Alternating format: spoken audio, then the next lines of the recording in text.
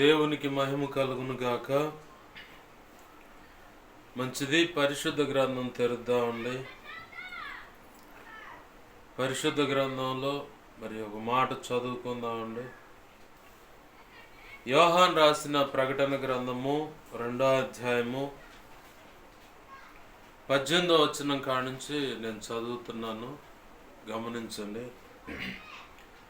తుయితైరాలో ఉన్న సంఘపు దూతకు ఇలాగు రాయము: అగ్ని జ్వాలల వంటి కన్నులను అపరంజిని పోలిన పాదములను గల దేవుని కుమారుడు చెప్పు సంగతులేవనగా, నీ క్రియలను, నీ ప్రేమను, నీ విశ్వాసమును, నీ పరిచర్యను, నీ సహనమును నేను ఎరుగుదును.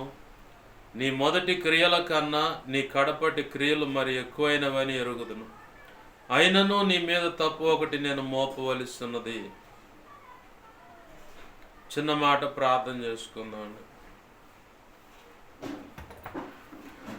ప్రేమగల మా తండ్రి, నీకు వందనాలు, కృతజ్ఞతాస్తుతులు మా ప్రభువా.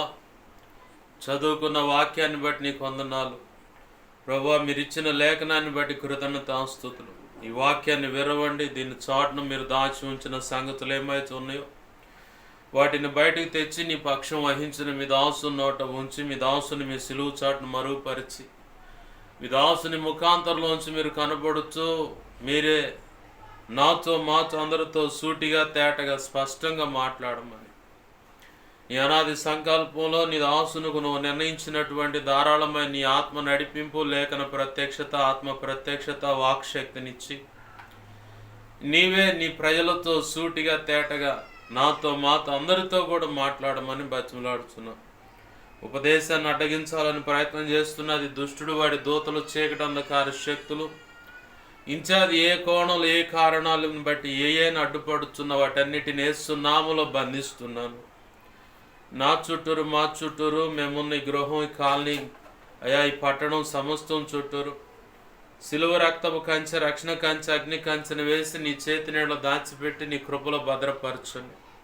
నీ మహిమేగాన్ని మాపై ఆవరింపచేసి జ్ఞాపకం చేయబడి సమస్తం చుట్టూ నీ సిలువ రక్తపు కంచె, రక్షణ కంచె, అగ్ని కంచెను వేసి నీ దేవదూతల అగ్నివంటి రథముల సైన్య సమూహం నిత్యం కావలిగా ఉంచు. సర్వోన్నతుని శక్తి జ్ఞాపకం చేయబడి సమస్తమును కమ్మునుగాక. నీ కను దృష్టి, ముఖ కాంతి, తేజోమాన వెలుగు, సన్నిధి కాంతి నిత్యం మాపై ప్రకాశింపచే.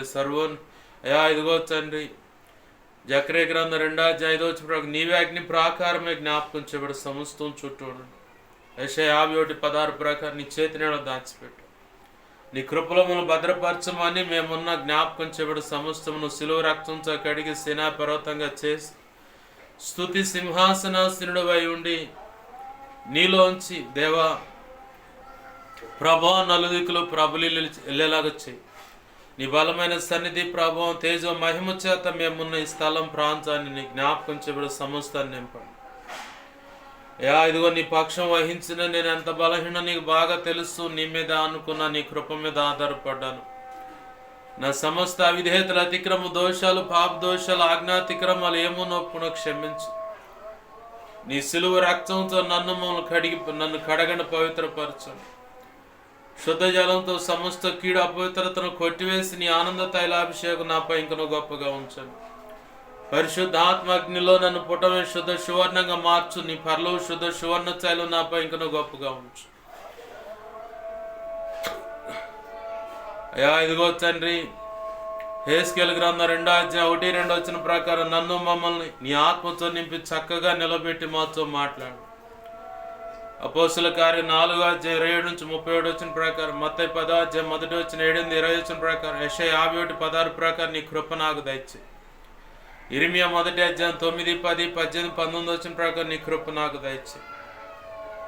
అన్ని విషయాల్లో కృప అనుగ్రహించమని 81వ కీర్తన 10వ వచనం 2వ భాగాన్ని బట్టి నీ కృప నాకు దయచేయి. ఈ ఆత్మతో నింపి నీ ఆలోచన చొప్పున నడిపించమని ఉపదేశాన్ని నన్ను మమ్మల్ని చేతులకు అప్పజెప్పుకుంటూ ఈ సమాజాన్ని, ప్రజలను, పసివారిని, వాతావరణాన్ని, కరెంటును, రికార్డింగ్ ఉపయోగపడుతున్న సెల్ ఫోన్ సమస్తాన్ని మీ స్వాధీనం తీసుకోండి. నీ బలమైన సన్నిధి, ప్రభావం చేత ఈ ప్రాంతాన్ని నింపండి ప్రభు. నీ భయం, ఆ తర్వాత నిన్ను బట్టి నీ దాసుని భయం, నీ రక్తంలో కడగబడిన నీ ప్రజల భయం ప్రాంతాన్ని, మా దేశాన్ని, ప్రజలను ఆవరించి ఉండునుగాక. యేసు నామములో అలాగ జరుగునుగాక. సమస్త విషయాల్లో కృప అనుగ్రహించమని, ఈ ఆత్మకార్యములు జరిగించి నీ చిత్తం నెరవేర్చి నువ్వు మాత్రం మహిమ పొందమని బతిమలాడుతూ, మా ప్రియుడు మా రక్షకుడైన యేసయ్య ఉన్నత అనంత శక్తిగల నామమును అడిగి వేడుకొని ప్రార్థించి సమస్తం పొందుకొని కృతజ్ఞతాస్తుతులు చెల్లించి పరిశుద్ధ గ్రంథాన్ని, అయా పరిశుద్ధ గ్రంథంలో నువ్వు ఇచ్చిన లేఖనాన్ని బట్టి నీ కృతజ్ఞతాస్తుతులు చెల్లించి నీ నామాన్ని గొప్ప చేసుకుంటూ నన్ను మమ్మల్ని చేతులకు అప్పజెప్పుకుంటూ నేను మహింపరచుకుంటున్నావు మా తండ్రి. యేసు నామములో ప్రార్థించి సమస్తం పొందుకొని నిన్ను మహింపరచుకుంటున్నావు మా తండ్రి. Amen, amen, amen. మంచిది. సమకూడిన నా ఈ మాటలు వింటున్నా, అలాగే ఈ వీడియో ద్వారా వింటున్నా, ఇక ముందు వింటున్న ప్రతి ఒక్కరికి ప్రభు అయిన యేసుక్రీస్తు వారి పేరట నా హృదయపూర్వకమైన వందనాలు. అందరికి వందనాలు. చదువుకున్న లేఖన భాగం ప్రకటన గ్రంథం 2వ అధ్యాయము 18వ వచనం నుంచి కొన్ని వచనాలు నేను చదివాను. తుయతైరా సంఘంతో దేవుడు మాట్లాడుతూ ఉన్నాడు. ప్రకటన గ్రంథం ప్రారంభ అధ్యాయాల్లో గమనించినప్పుడు ఇవన్నీ కనబడుతుంటాయి. పద్మాసు దీవిలో ఒంటరిగా దేవుని సన్నిధానంలో తన ప్రార్థనలో కనిపెడుతూ తను చూసిన వాటిని, విన్న వాటిని తలపోస్తా దేవాది దేవుడైన యేసు ప్రభు వారిని ధ్యానిస్తా మననం చేసుకుంటా తన జీవితాన్నిగా అంచమైపోయింది అనుకుంటున్న పరిస్థితులు అవి. ఆ సమయంలో కూడా, ఆ శ్రమలు వేదనలు తనకంటూ ఒకరు లేనటువంటి పరిస్థితిలో కూడా దేవుని పాదాలు పట్టుకొని ప్రార్థన చేయటానికి తన్ను తాను ప్రోత్సహించుకుంటున్నటువంటి సందర్భం అది. ఆ సందర్భంలోనే దేవుని యొక్క దినము, అంటే ప్రభు దినం ఒక రోజు వచ్చిందట, అంటే ఆదివారం వచ్చింది. వాస్తవికంగా ఆదివారం రోజు మనమంతా సంఘాలకు వెళుతాము. 10 మందో ఎంతోమంది వాళ్ళతో కలిసి ఏకీభవించి ప్రభు యొక్క శరీరం రక్తము తీసుకుంటూ పాటల ద్వారా దేవుని మహింపరుస్తూ తెలిసిన ప్రతి ఒక్కరిని పలకరించుకుంటా, ఏంటయ్యా, ఏందమ్మా, ఎలా ఉన్నారు, ఏంటి సంగతి, కుటుంబ పరిస్థితులు ఏంటని సమయం ఉంటే, లేకుంటే ఒకరినొకరు చూసుకుంటూ సంతోషిస్తూ పలానోళ్ళు వచ్చారని, నాకు తెలిసిన వాళ్ళు వచ్చారు, ఇలా అని చెప్పని సంతోషిస్తా, ఈ వారం ఎవరు మిస్ కాలేదు, అందరూ వచ్చారు సంఘంలో, దేవుని స్తోత్రం అనుకుంటూ ఈ వారం అంతా చేసిన ప్రార్థన బట్టి దేవుడు కృపనిచ్చాడు, అద్భుతం చేశాడు, సంఘంలో సభ్యులు ఎవరు మిస్ కాకుండా అందరూ హాజరయ్యారని, ఇలా ఏవో సంతోషాలు ఉంటాయి. కానీ ఈ సంతోషాలు ఏమీ లేవు ఇక్కడ పద్మాసు దీవిలో ఉన్నటువంటి యోహాను గారికి. తనకున్న సంతోషం అల్లా ఒకటే, యేసయ్య మాత్రమే. యేసయ్యని ధ్యానించటం, యేసయ్యని గొప్ప చేసుకోవటం, యేసయ్యని ఆరాధించుకోవటం. ఇంకా చుట్టూ ఉన్న పరిస్థితులు అంటావా ఇరుకు ఇబ్బందులే, కానీ వాటి మీద మనసు నిలపల. కారణం ఏంటంటే తనకంటూ ఒక ప్రత్యేకమైనటువంటి ఒక మెప్పు, ఘనత త్రియేక దేవుడైన యేసు ప్రభు వారు క్రీస్తు న్యాయపీఠం ఎదుటి ఇచ్చేటువంటి ఆ మహిమ అనేది ఒకటి ఉంది, ఆ బహుమతి అనేది ఒకటి ఉంది. దానికోసమై ఇహలోక సంబంధమైన ఇరుకు ఇబ్బందులు, వేదనలు అన్నిటిని పక్కన పడేసి ఆయన మీదే మనసు పెట్టి ప్రభు దినం ముందు ఆరాధన చేస్తూ ఉన్నాడు ఒంటరిగా. దేవునికి మహిమ కలుగునుగాక. హల్లెలూయా. ఒంటరిగా ఉన్నప్పుడు మాత్రమే దేవుడు నీ దగ్గరకు వచ్చి మాట్లాడగలడు. అది బాగా గుర్తుపెట్టుకోవాలి. ఎవరైనా అందరూ నన్ను ఎడబాశారు, అందరూ ఉన్నా కానీ నన్ను పట్టించుకోవట్లేదు, నన్ను ఒక అంటరాని దానిగా, అంటరాని వాడిగా చూస్తున్నారు, లేదా వెలివేశారు, కడుపును పుట్టిన బిడ్డలు చేదరిస్తున్నారు, కన్న తల్లి తండ్రి తృణీకరిస్తున్నారు, నా అనే వాళ్ళు అందరూ దూరం అయిపోయారు, అందరూ ఉన్నారు నాతోనే, కానీ నేను ఒంటరిదాన్ని అయిపోయాను, నేను ఒంటరివాడిని అయిపోయానన్న పరిస్థితులు నీకు కనపడుతున్నాయి. అంటే నీకు శుభవార్త. ఏమిటా శుభవార్త అంటే యేసయ్య నీతో ప్రత్యేకంగా మాట్లాడాలనుకుంటున్నాడు. యేసయ్యతో నువ్వు ప్రత్యేకంగా గడపాలని మాత్రమే ఈ పరిస్థితులు కల్పించాడు.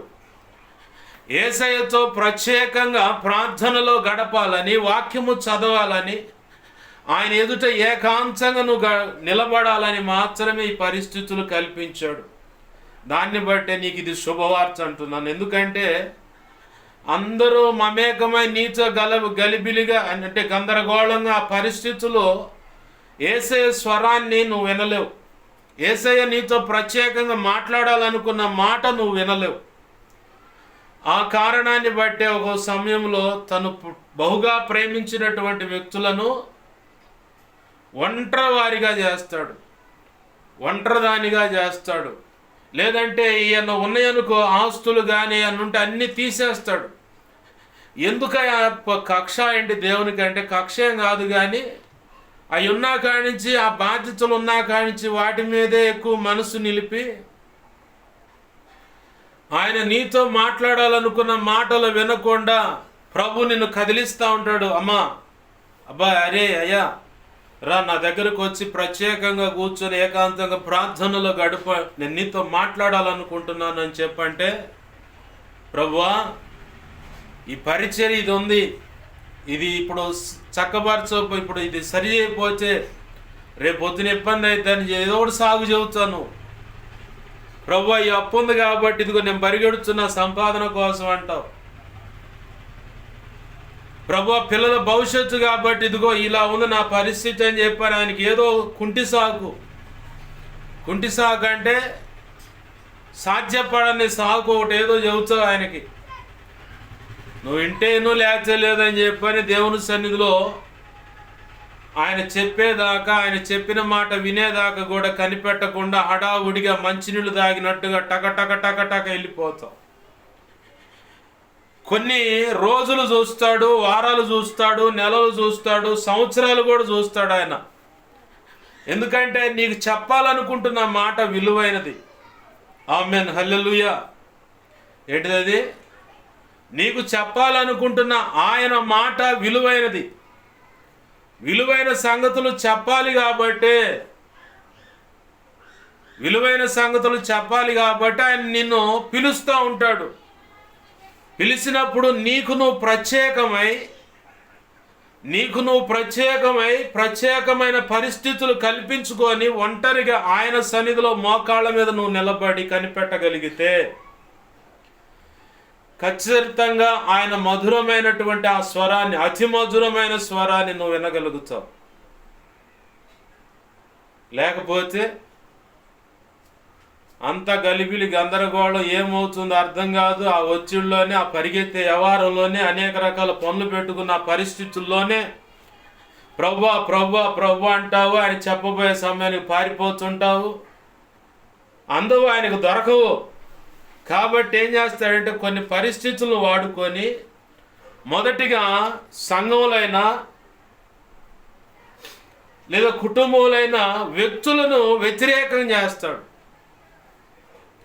నీ హృదయానికి లోతుగా గాయమయ్యే మాటలు కలిగేలా, వాళ్ళు పలికేలాగా, నువ్వు వినేలాగా, నీ హృదయానికి గాయమయ్యేలాగా, ఆ గాయాన్ని బట్టి చచ్చిపోతే బాగుండు, ఎందుకు ప్రభు అని చెప్పని అప్పుడు ప్రత్యేకంగా వచ్చి కూర్చుంటావు. నువ్వు ఆ గాయాలు ఎవరెవరి వల్ల అవుతాయంటే, నువ్వు కడుపును పుట్టిన పిల్లలుగా ఉన్నట్లయితే, అంటే ఒక కూతురుగానో కొడుకుగా ఉంటేనో తల్లినో తండ్రినో వాడుతాడు, బంధువులను వాడుతాడు, సంఘంలో సేవకులను తోటి విశ్వాసులను కూడా వాడుతాడు. లోతైన గాయం అవుతుంది. ఇంటికి చుట్టుపక్కల ఉన్న వాళ్ళను కూడా వాడతాడు. బాగా లోతైన గాయమయ్యేలాగా వాళ్ళను వాడి నీ మనస్సుకు గాయమయ్యేలాగా చేసి అప్పుడు నిన్ను దగ్గరకు తెచ్చుకుంటాడు. ఇది ఒక కోణం. ఒకవేళ నువ్వు ఒక తల్లిగానో తండ్రిగానో ఉంటే నీ కడుపును పుట్టిన పిల్లలే నిన్ను నీచంగా మాట్లాడుతారు. వాళ్ళు మాట్లాడే మాటలకు నీ పుట్టింటోళ్ళు కావచ్చు, మెట్టినింటోళ్ళు కావచ్చు, బంధువులు కావచ్చు, సంఘంలో వాళ్ళు కావచ్చు, నీ హృదయానికి లోతైన గాయమయ్యేలాగా ఒక తల్లిగాను ఉన్నా, ఒక తండ్రిగాను ఉన్నా, ఒక అచ్చగాను మామగా ఉన్నా, లేదంటే ఒక తాతగాను అమ్మమ్మగాను నాయనమ్మగాను ఉన్నా, ఖచ్చితంగా లోతైన మాటలు నీకు తగిలేలాగా దేవుడు అనుమతిస్తాడు. ఎందుకు అనుమతిస్తాడయ్యా అంటే, ఆయన నీతో ప్రత్యేకంగా మాట్లాడాలని పిలుస్తున్నప్పుడు ఆ స్వరాన్ని వినకుండా, విన్నా కానీ అనేక కారణాలు ఆయనకి చెప్తూ నువ్వు పక్కదారిని బట్టి వెళ్తూ ఉంటావు. ఆయన రమ్మన్నప్పుడు నువ్వు రావు, రానప్పుడు ఇలాంటి పరిస్థితులు. ఇది ఒక సెక్షన్ అన్నమాట వాడే విషయం. ఆయనకు దగ్గరగా నిన్ను చేసుకునే విషయాల్లో, ఆయన మాట్లాడాలనుకున్న మాటలు నీకు వినిపించాలనుకున్నప్పుడు ఇలాగ కొన్ని వాడతాడు. ఇంకొక రకమైన వాడకం ఎలా ఉంటుందంటే, అనారోగ్య కారణాన్ని అనుమతిస్తాడు. ఏంటిది అది? అనారోగ్య కారణం. నువ్వు ఎన్ని మందులు వాడుతున్నా రోగం తగ్గదు, కానీ ప్రభువా ప్రభువా ప్రభు అంటావు. ప్రభు అంటాడు, నేను చెప్పినప్పుడు నువ్వు రాకుండా ప్రభువా ప్రభు అంటావు ఏంది అంటాడు ఆయన. అనేక మందులు వాడుతావు, అనేక హాస్పిటల్ తిరుగుతావు, కానీ రోగం తగ్గదు. నీకు తెలిసిన మెడిసిన్ ఏదో వాడుతావు, కానీ రోగం తగ్గదు. కారణం ఏంటంటే ఆయన నిన్ను దగ్గరకు రమ్మంటున్నాడు. ఆయన దగ్గరకు వస్తే ఆయన నీతో మాట్లాడాలనుకుంటున్నాడు. నువ్వేమో మాటలు వినకుండా రకరకాలుగా నీకు నచ్చిన స్టైల్లో నువ్వు వెళ్ళిపోతా ఉన్నావు. కాబట్టి ఆయన అనారోగ్యం అనుమతించి నిన్ను అక్కడ కదిలాడకుండా కూర్చోబెడతాడు. ఆయన వద్దన్న పనులు నువ్వు చేస్తున్నా కానీ అనారోగ్యాన్ని అనుమతించి మరి కూర్చోబెడతాడు. నువ్వేమో ఎందుకని ప్రభువా, నేను ఇలా ఈ పని చేయాలనుకుంటున్నాను కదా, నేను ఇలా ఈ చేయాలనుకుంటున్నాను, లేదా ఒక ఇప్పుడున్న కాలాన్ని బట్టి సెమీ క్రిస్మస్ వస్తూ ఉంది, నేను డ్యాన్స్ ప్రోగ్రామ్ చేయాలనుకుంటున్నాను, దాంట్లో పాలిభాగస్తురాలుగా నేను ఒక ఆడపిల్లగా దాంట్లో డ్యాన్స్ చేయాలనుకుంటున్నాను. నన్ను ఎందుకని ప్రభువా రోగానికి అనుమతించి ఇలాగ నన్ను కూర్చోబెట్టి అని ప్రశ్నించేవాళ్ళు ఉంటారు. ప్రభువా, నేను నీ పరీక్షలు ఉత్సాహంగా పాలిభాగస్తురాలు కావాలనుకుంటున్నాను, సండే స్కూల్లో వాడబడాలనుకుంటున్నాను, అయ్యా నీ పనిలో వాడబడాలనుకుంటున్నాను, నన్ను ఎందుకని అయ్యా రోగానికి అనుమతించి ఇలా కూర్చోబెట్టావంటే ప్రభు అంటాడు, ముందు నా సన్నిధిలో కూర్చొని నా స్వరాన్ని విను, నా ఎదుట నువ్వు ప్రార్థనలో గడుపు. అసలు నేను చెప్పిన దాన్ని పెడచెవిని పెట్టి నీకు అనుకున్న దానికి పరిగెడుతుంటే నీకు నష్టం. అది నీ సాక్ష్య జీవితం పాడైపోతుంది.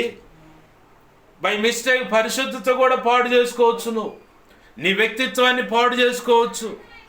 దేవుడు అనుకున్న మార్గంలో రాకుండా నీవనుకున్న మార్గంలో వెళ్ళిపోయి నీ జీవితం అంతా అతలాకుతలం అయిపోవచ్చు, సర్వనాశనం కూడా అయిపోవచ్చు.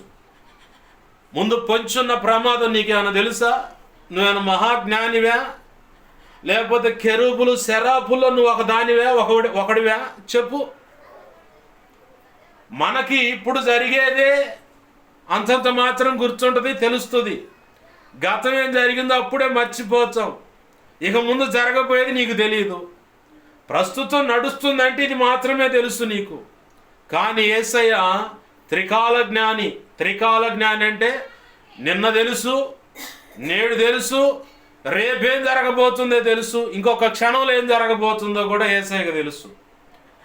ఆ కారణాన్ని బట్టే కొన్ని విషయాల్లో ప్రమాదంలో పడకుండా, నీ వ్యక్తిత్వాన్ని నీ సాక్ష్యాన్ని పాడు చేసుకోకుండా, నీ చేతులారే నువ్వు దేవుని పని అనుకుంటావు, కానీ దైవ చిత్తం కాదన్న సందర్భం నీకు తెలిసి కూడా మూర్ఖత్వంతో అడుగులు వేస్తున్నప్పుడు ఇలాంటి పరిస్థితులు అనుమతిస్తాడు. ఇప్పుడేం చేస్తావు? రోగం వచ్చింది, ఎగరటానికి కుదరదు, చచ్చినట్టు ఒక మూల కూర్చోవాలా. అదే పని అవుతుందా? ఇంకేమైనా కొత్తగా అవుతుందా? నేను చాలా సందర్భాలు నా జీవితాలు ఇలాంటి పరిస్థితులు ఎదుర్కొన్నా. నేను వెళ్ళాలనుకున్న పనికి వెళ్ళనీయకుండా దేవుడు కావాలనే బలహీనత, అనారోగ్య కారణమైన అనుమతించి సప్పగా ఇంట్లో కూర్చోబెట్టిన దినాలు ఉన్నాయి. ఎందుకని ప్రభు అంటే తర్వాత చెబుతాలి అన్నాడు. తర్వాత చెప్పినప్పుడు నేను విన్నాను ఆ సంగతులు. ఇలాగ అనారోగ్య కారణాన్ని అనుమతించి ఆయన దగ్గర కూర్చోబెట్టుకుని చక్కగా ఇప్పుడు ప్రార్థన చేయట్లా, సచ్చినట్టు వచ్చిన రాకపోయిన విసుగు పుట్టిన మెలుకూర్చో ఉంటే ప్రభువా ఏందా అని చెప్పని కన్నీరు విడిచి డెప్త్లో ప్రార్థన చేయట్లా, దేవుడు నీతో మాట్లాడుతులా, స్పష్టంగా వాక్యం చదివేటప్పుడు లేదు ఆయన స్వరం ద్వారా మాట్లాడుతులా, కళల ద్వారా మాట్లాడుతులా. ఇవి నువ్వు అనుకున్న ఆలోచన చొప్పున అడుగులు వేసినప్పుడు ఏమైనా దొరుకుతాయా? దొరకు. కాబట్టే కొన్ని అనారోగ్య కారణాలు అనుమతిస్తాడు. ఎంత ప్రయత్నం చేయి ఆ రోగం తగ్గదు. ఇది ఒక టైపు.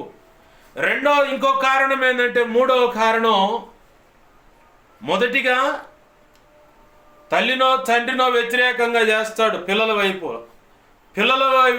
తల్లిలో తండ్రి అయితే పిల్లలను కోడలు అత్తమ్మ ఇలా రివర్స్ చేస్తాడు. ఇది మొదటి వ్యవహారం. రెండవది అనారోగ్య కారణాలు. మూడవది ఆస్తి నష్టం చేస్తాడు. ఆస్తి నష్టమే అనుమతిస్తాడు. ఆ ఆస్తి ఉండటం వల్ల నువ్వు అస్సలు ససేమిరాలింగావు. ఇప్పుడు చాలామంది నా విషయంలో, మీ ఊళ్ళో ఉందంటున్నావు కదా, పొలాలు, ఇల్లు, పొలం ఉంది, ఇల్లు ఉన్నాయి, ఖాళీ స్థలాలు ఉన్నాయి, సత్తనపల్లి ఇల్లు ఉంది, ఇక్కడ స్థలం, అన్నీ ఉన్నాయి. ఒక తమ్ముడు అన్నాడు, ఇన్ని ఉన్నాయి కదా, అన్నీ అమ్మేసి వచ్చి దేవుని సేవలో వాడుతా ఈ ఇరుకు ఇబ్బంది అనుభవించకుండా నువ్వు సేవ చేసుకోవచ్చు కదా, ఒకటి దగ్గర పోయి అయ్యా బాబు అనుకోకుండా అని, లేదా ఇలా వేదన ఇరుకు అనుభవించకుండా నువ్వు చేయొచ్చు కదా. నేను ఈ ఆలోచన ముందే చేసే తమ్ముడు అన్న. ఎలాగంటే నీవు ఆశీర్వదించి ఇస్తేనే ఉంది ఈ ఆస్తులన్నీ, వీటన్నిటిని తెగనమ్మి నీ సేవలో ఖర్చు పెడతాను ప్రభు అంటే, బాగా చెప్పొచ్చావులే కానీ అవి పక్కన పెట్టు, నీ తర్వాత నీ సంతానానికి ఉంటాయి. నువ్వు మాత్రం ఒట్టి చేతులతో మోకాళ్ళేసి నన్ను అడగాలి. నేనే నీ సొత్తు, స్వాస్థ్యం, నీవు నా సొత్తు, నీకేది కావాలన్న మోకాళ్ళేసి నన్ను అడుగు, ఇంకొకటి దగ్గర పోయి చేజాపమాక. నన్ను అడిగితే నేను ఇస్తాను అన్నాడు. సరే ప్రభు అని సరెండర్ అయ్యారు. ఆ కారణాన్ని బట్టి ఈ అనుభవ పాఠాలు, ఇవన్నీ అనుభవ జ్ఞానం, ఇదంతా ఇరుకు, ఇబ్బంది, ఈ అనుభవాలు నా జీవితంలో లేకపోతే ఒకరిని నేను ఆదరించలేను. ఆస్తులు ఉండటానికి ఉన్నాయి, కానీ దేవుడు పక్కన పెట్టాడు, అలా పక్కన ఉంచేటిని. నువ్వు ఒట్టివాడిగా నా ఎదుటి నిలబడు అన్నాడు. ప్రభు చెప్పిన దర్శనం గొప్పది, అప్పచెప్పిన బాధ్యతలు గొప్పవి, అయినా కానీ ఒట్టి చేతులతోనే నిలబడాలి. ఏది కావాలని ఆయన అడగాలి, ఆయన దగ్గర తీసుకోవాలి, పొందుకోవాలి, ముందుకు అడుగులేయాలి. ఎందుకు ప్రభు అన్నాడు తెలుసా? ఆస్తి మొత్తం తెచ్చి ఖర్చు పెడతా అంటే, ఇదంతా నా దగ్గర ఉన్న రూపాయితో నేను చేశాను సేవ అని గొప్పగా చెప్పుకొని అతిశయించి భ్రష్టుడు అవుతావు నువ్వు. కాబట్టి వాటి జోలి బొమ్మ వాటిని పక్కన పెట్టి వాటిని నేను కాపాడుతా. ఎవడు వాటిని ఆక్రమించలేరు, స్వాస్థ్యం చేసుకోలేరు. ఎవడన్నాడు ప్రయత్నం చేశాడో వాడికి ఇంటికాడ 2 బాక్సులను శ్మశానంలో గుంత అన్నీ కన్ఫర్మ్ అయిపోతాయి. ఆదరణ కోటానికి కూడా డబ్బులు పెట్టుకోలేడు. నేను కాపాడుతా, ఎవడు దాన్ని నా దగ్గర నుంచి తీసుకోలేరు. వాటికి నేను కాపుదారుణ్ణి, నా పని మీద మనసు పెట్టి అన్నాడు. ఒకళ్ళకి ఏం చేస్తాడంటే, వాళ్ళకున్న ఆ పెడ ఇరిగిపోవటానికి ఏం చేస్తాడంటే, ఆస్తుల మీద మమకారం పెట్టుకుంటారు, ధనం మీద మమకారం పెట్టుకుంటారు, బంగారం మీద మమకారం పెట్టుకుంటారు, మొత్తం మీకేస్తాడు. ఎందుకు మీకేస్తాడో తెలుసా? అవన్నీ ఉన్నా కానీ తినటానికి లేదయ్యా అంటారు. అల్లుడి నోట్లో శని అన్నట్టు అంటారు కొంతమంది లోకంలో సామెత. అయితే ఇప్పుడు ఉన్నా తినలేని పరిస్థితి లేదు, సర్వం కోల్పోయిన పరిస్థితి ఉన్నా ఎక్కడికి పోతావు నువ్వు? దేవుని బిడ్డవైతే, యథార్థంగా భక్తి చేస్తున్నటువంటి వ్యక్తి అయితే యేసయ్య దగ్గరకే పోయి ఏంది ప్రభు ఈ పరిస్థితి అని అడుగుతావు. ఆ ధనము, ఆస్తులు, స్థిరాస్తులు, చెర అంటే కదిలేటి, స్థిర అంటే ఇదిగో ఇళ్ళు, పొలం, ఈ స్థిరాస్తులు, డబ్బు, బంగారం మీద అవి ఉన్నంత కాలం వాటి మీద నువ్వు మనసు పెడతావు. వాటిని ప్రభు చిత్తమైతే ఒక్కసారిగా సడన్గా పోయేలా చేస్తాడు, లేదనుకుంటే నిదానంగా పోయేలాగా చేస్తాడు. నీ చేతుల నువ్వే పోగొట్టుకునేలా కూడా అనుమతిస్తాడు ఆయన. అప్పుడు ఆడికి పోతావు? ఎంత సంపాదించినా, ఎంత కూడబెట్టినా చిల్లు వేసిన సంచులు అన్నట్టు అయిపోతూ ఉంటుంది. నీకు తెలియకుండానే నువ్వు ఖర్చు చేసేస్తావు. ఒక కోణంలో అపవాది నీ చేత ఖర్చు చేపిస్తాడు, మరొక కోణంలో దేవుడే దగ్గరుండి మొత్తం ఖర్చు చేపిస్తాడు. అలా నేను చాలాసార్లు అనుభవించాను ఆ అనుభవాన్ని. పూర్తిగా ఉన్న రూపాయి కూడా 10 రూపాయలు ఉంటే అదిగో పలానా భిక్షాటన చేస్తున్నా, భిక్షాటన అంటే అడుక్కోవటం, అడుక్కుంటున్నా వారికి ఇవ్వు అన్నాడు. ప్రభువా నా జేబులో 10 రూపాయలు నీకు లేవయ్య అంటే, నేను ఇస్తా కదా నీకెందుకు 10 రూపాయలు ఇచ్చేయండు. ఖాళీ జేబులతో తిరుగుతున్నా. వేరొకళ్ళ దగ్గరికి దేవుడు ప్రార్థన కని పంపించి అక్కడ వాడికి ప్రార్థన చేస్తే 10 రూపాయలు ఇక్కడ కానుకిస్తే 100 రూపాయలు అక్కడ ఇప్పించాడు. దేవునికి మహిమ కలుగును గాక. హల్లెలూయా. ఇది ఒక అనుభవ పాఠం అన్నమాట. నువ్వు అవన్నీ ఉన్నప్పుడు ఏం చేస్తావు? 10 రూపాయల మీదే బేస్ అవుతావు. నువ్వు ప్రభు ఏమన్నాడు ఆ 10 రూపాయలు అవతల వ్యక్తికి? ఇప్పుడు ఈ 10 రూపాయలే నా జేబులోని అని దాని మీదే బేస్ అవుతావు. కానీ ప్రభు ఏమన్నాడు? ఆ వ్యక్తికి ఇచ్చే 10 అవసరం ఆ వ్యక్తికి అన్నాడు. సరే ప్రభు అని ఇచ్చేసా.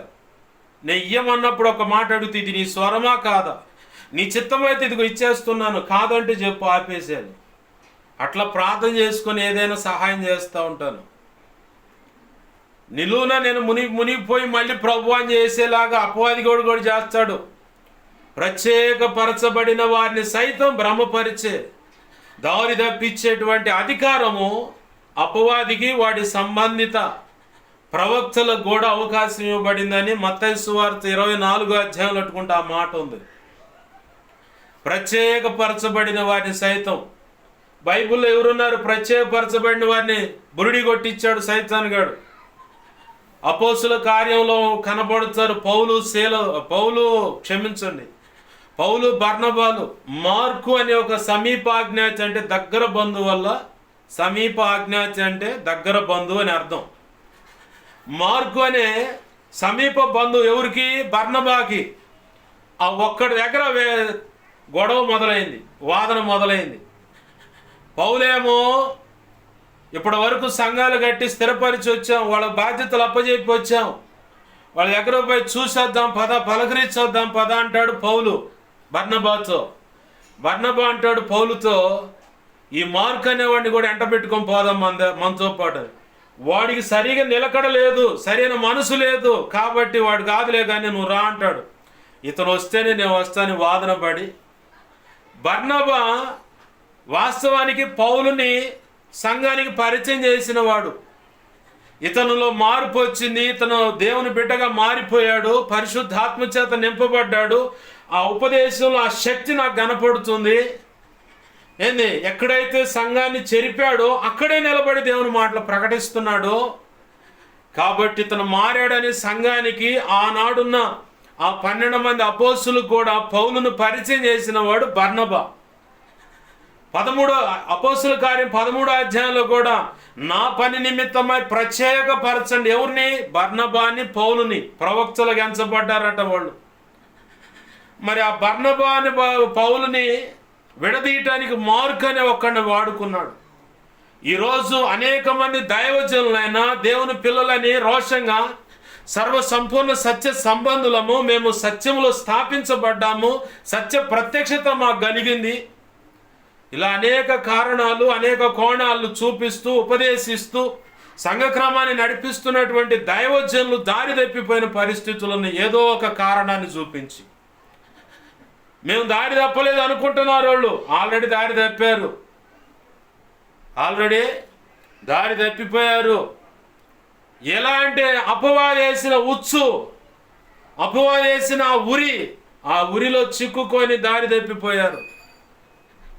ప్రత్యేకపరచబడిన వారిని సైతం మోసపుచ్చే అధికారం అబద్ధ ప్రవక్తలకు అంత్యకాలంలో వస్తారు. అబద్ధ ప్రవక్త అంటే ఎవరు?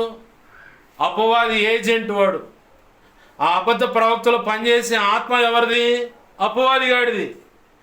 నేను దారి తప్పలేదు అంటాడు దైవజనురాలైనా, భక్తులైనా సరే, పరిచారకులు కావచ్చు, సంఘ పెద్దలైనా, విశ్వాసులైనా, మేము దారి తప్పలేదండి, బాగానే ఉన్నాడు, అంతా ఉట్టిదే. గలతీ పత్రిక 5వ అధ్యాయంలో శరీర కార్యములు ఏవనగానే 19వ వచనం కానుంచున్నాయి. ఆ 19వ వచనంలో ఉన్న దైవ చిత్తానికి వేరైన అవలక్షణం ఏది లేదు నాలోని చెప్పు. నువ్వు దైవజనుడుగా, ఓ దైవజనురాలుగా, ఒక సంఘ పెద్దగా, పరిచారకులుగా, విశ్వాసులుగా ఉన్నారు కదా, మేము సత్య సంబంధం అంటున్నాం కదా. గలతీ పత్రిక 5వ అధ్యాయం 19వ వచనం కాడ నుంచి శరీర కార్యములు ఏవనగా అని ఉంది. అక్కడ ఇంకో మాట కూడా చివర్లు అంటాడు, అల్లరితో కూడిన ఆటపాటలు ఇట్టి కార్యాలను అభ్యసించువారు దేవుని రాజ్యమును స్వతంత్రించుకున్న నేరరు. స్వతంత్రించుకోవటం అంటే సంపాదించుకోవటం, నేరరు అంటే సాధ్యపడదు అని అర్థం. 2 తిమోతి పత్రిక 3వ అధ్యాయం 1 నుంచి 5 వచనాల్లో 17 లేదా 19 అవలక్షణాలు ఉన్నాయి.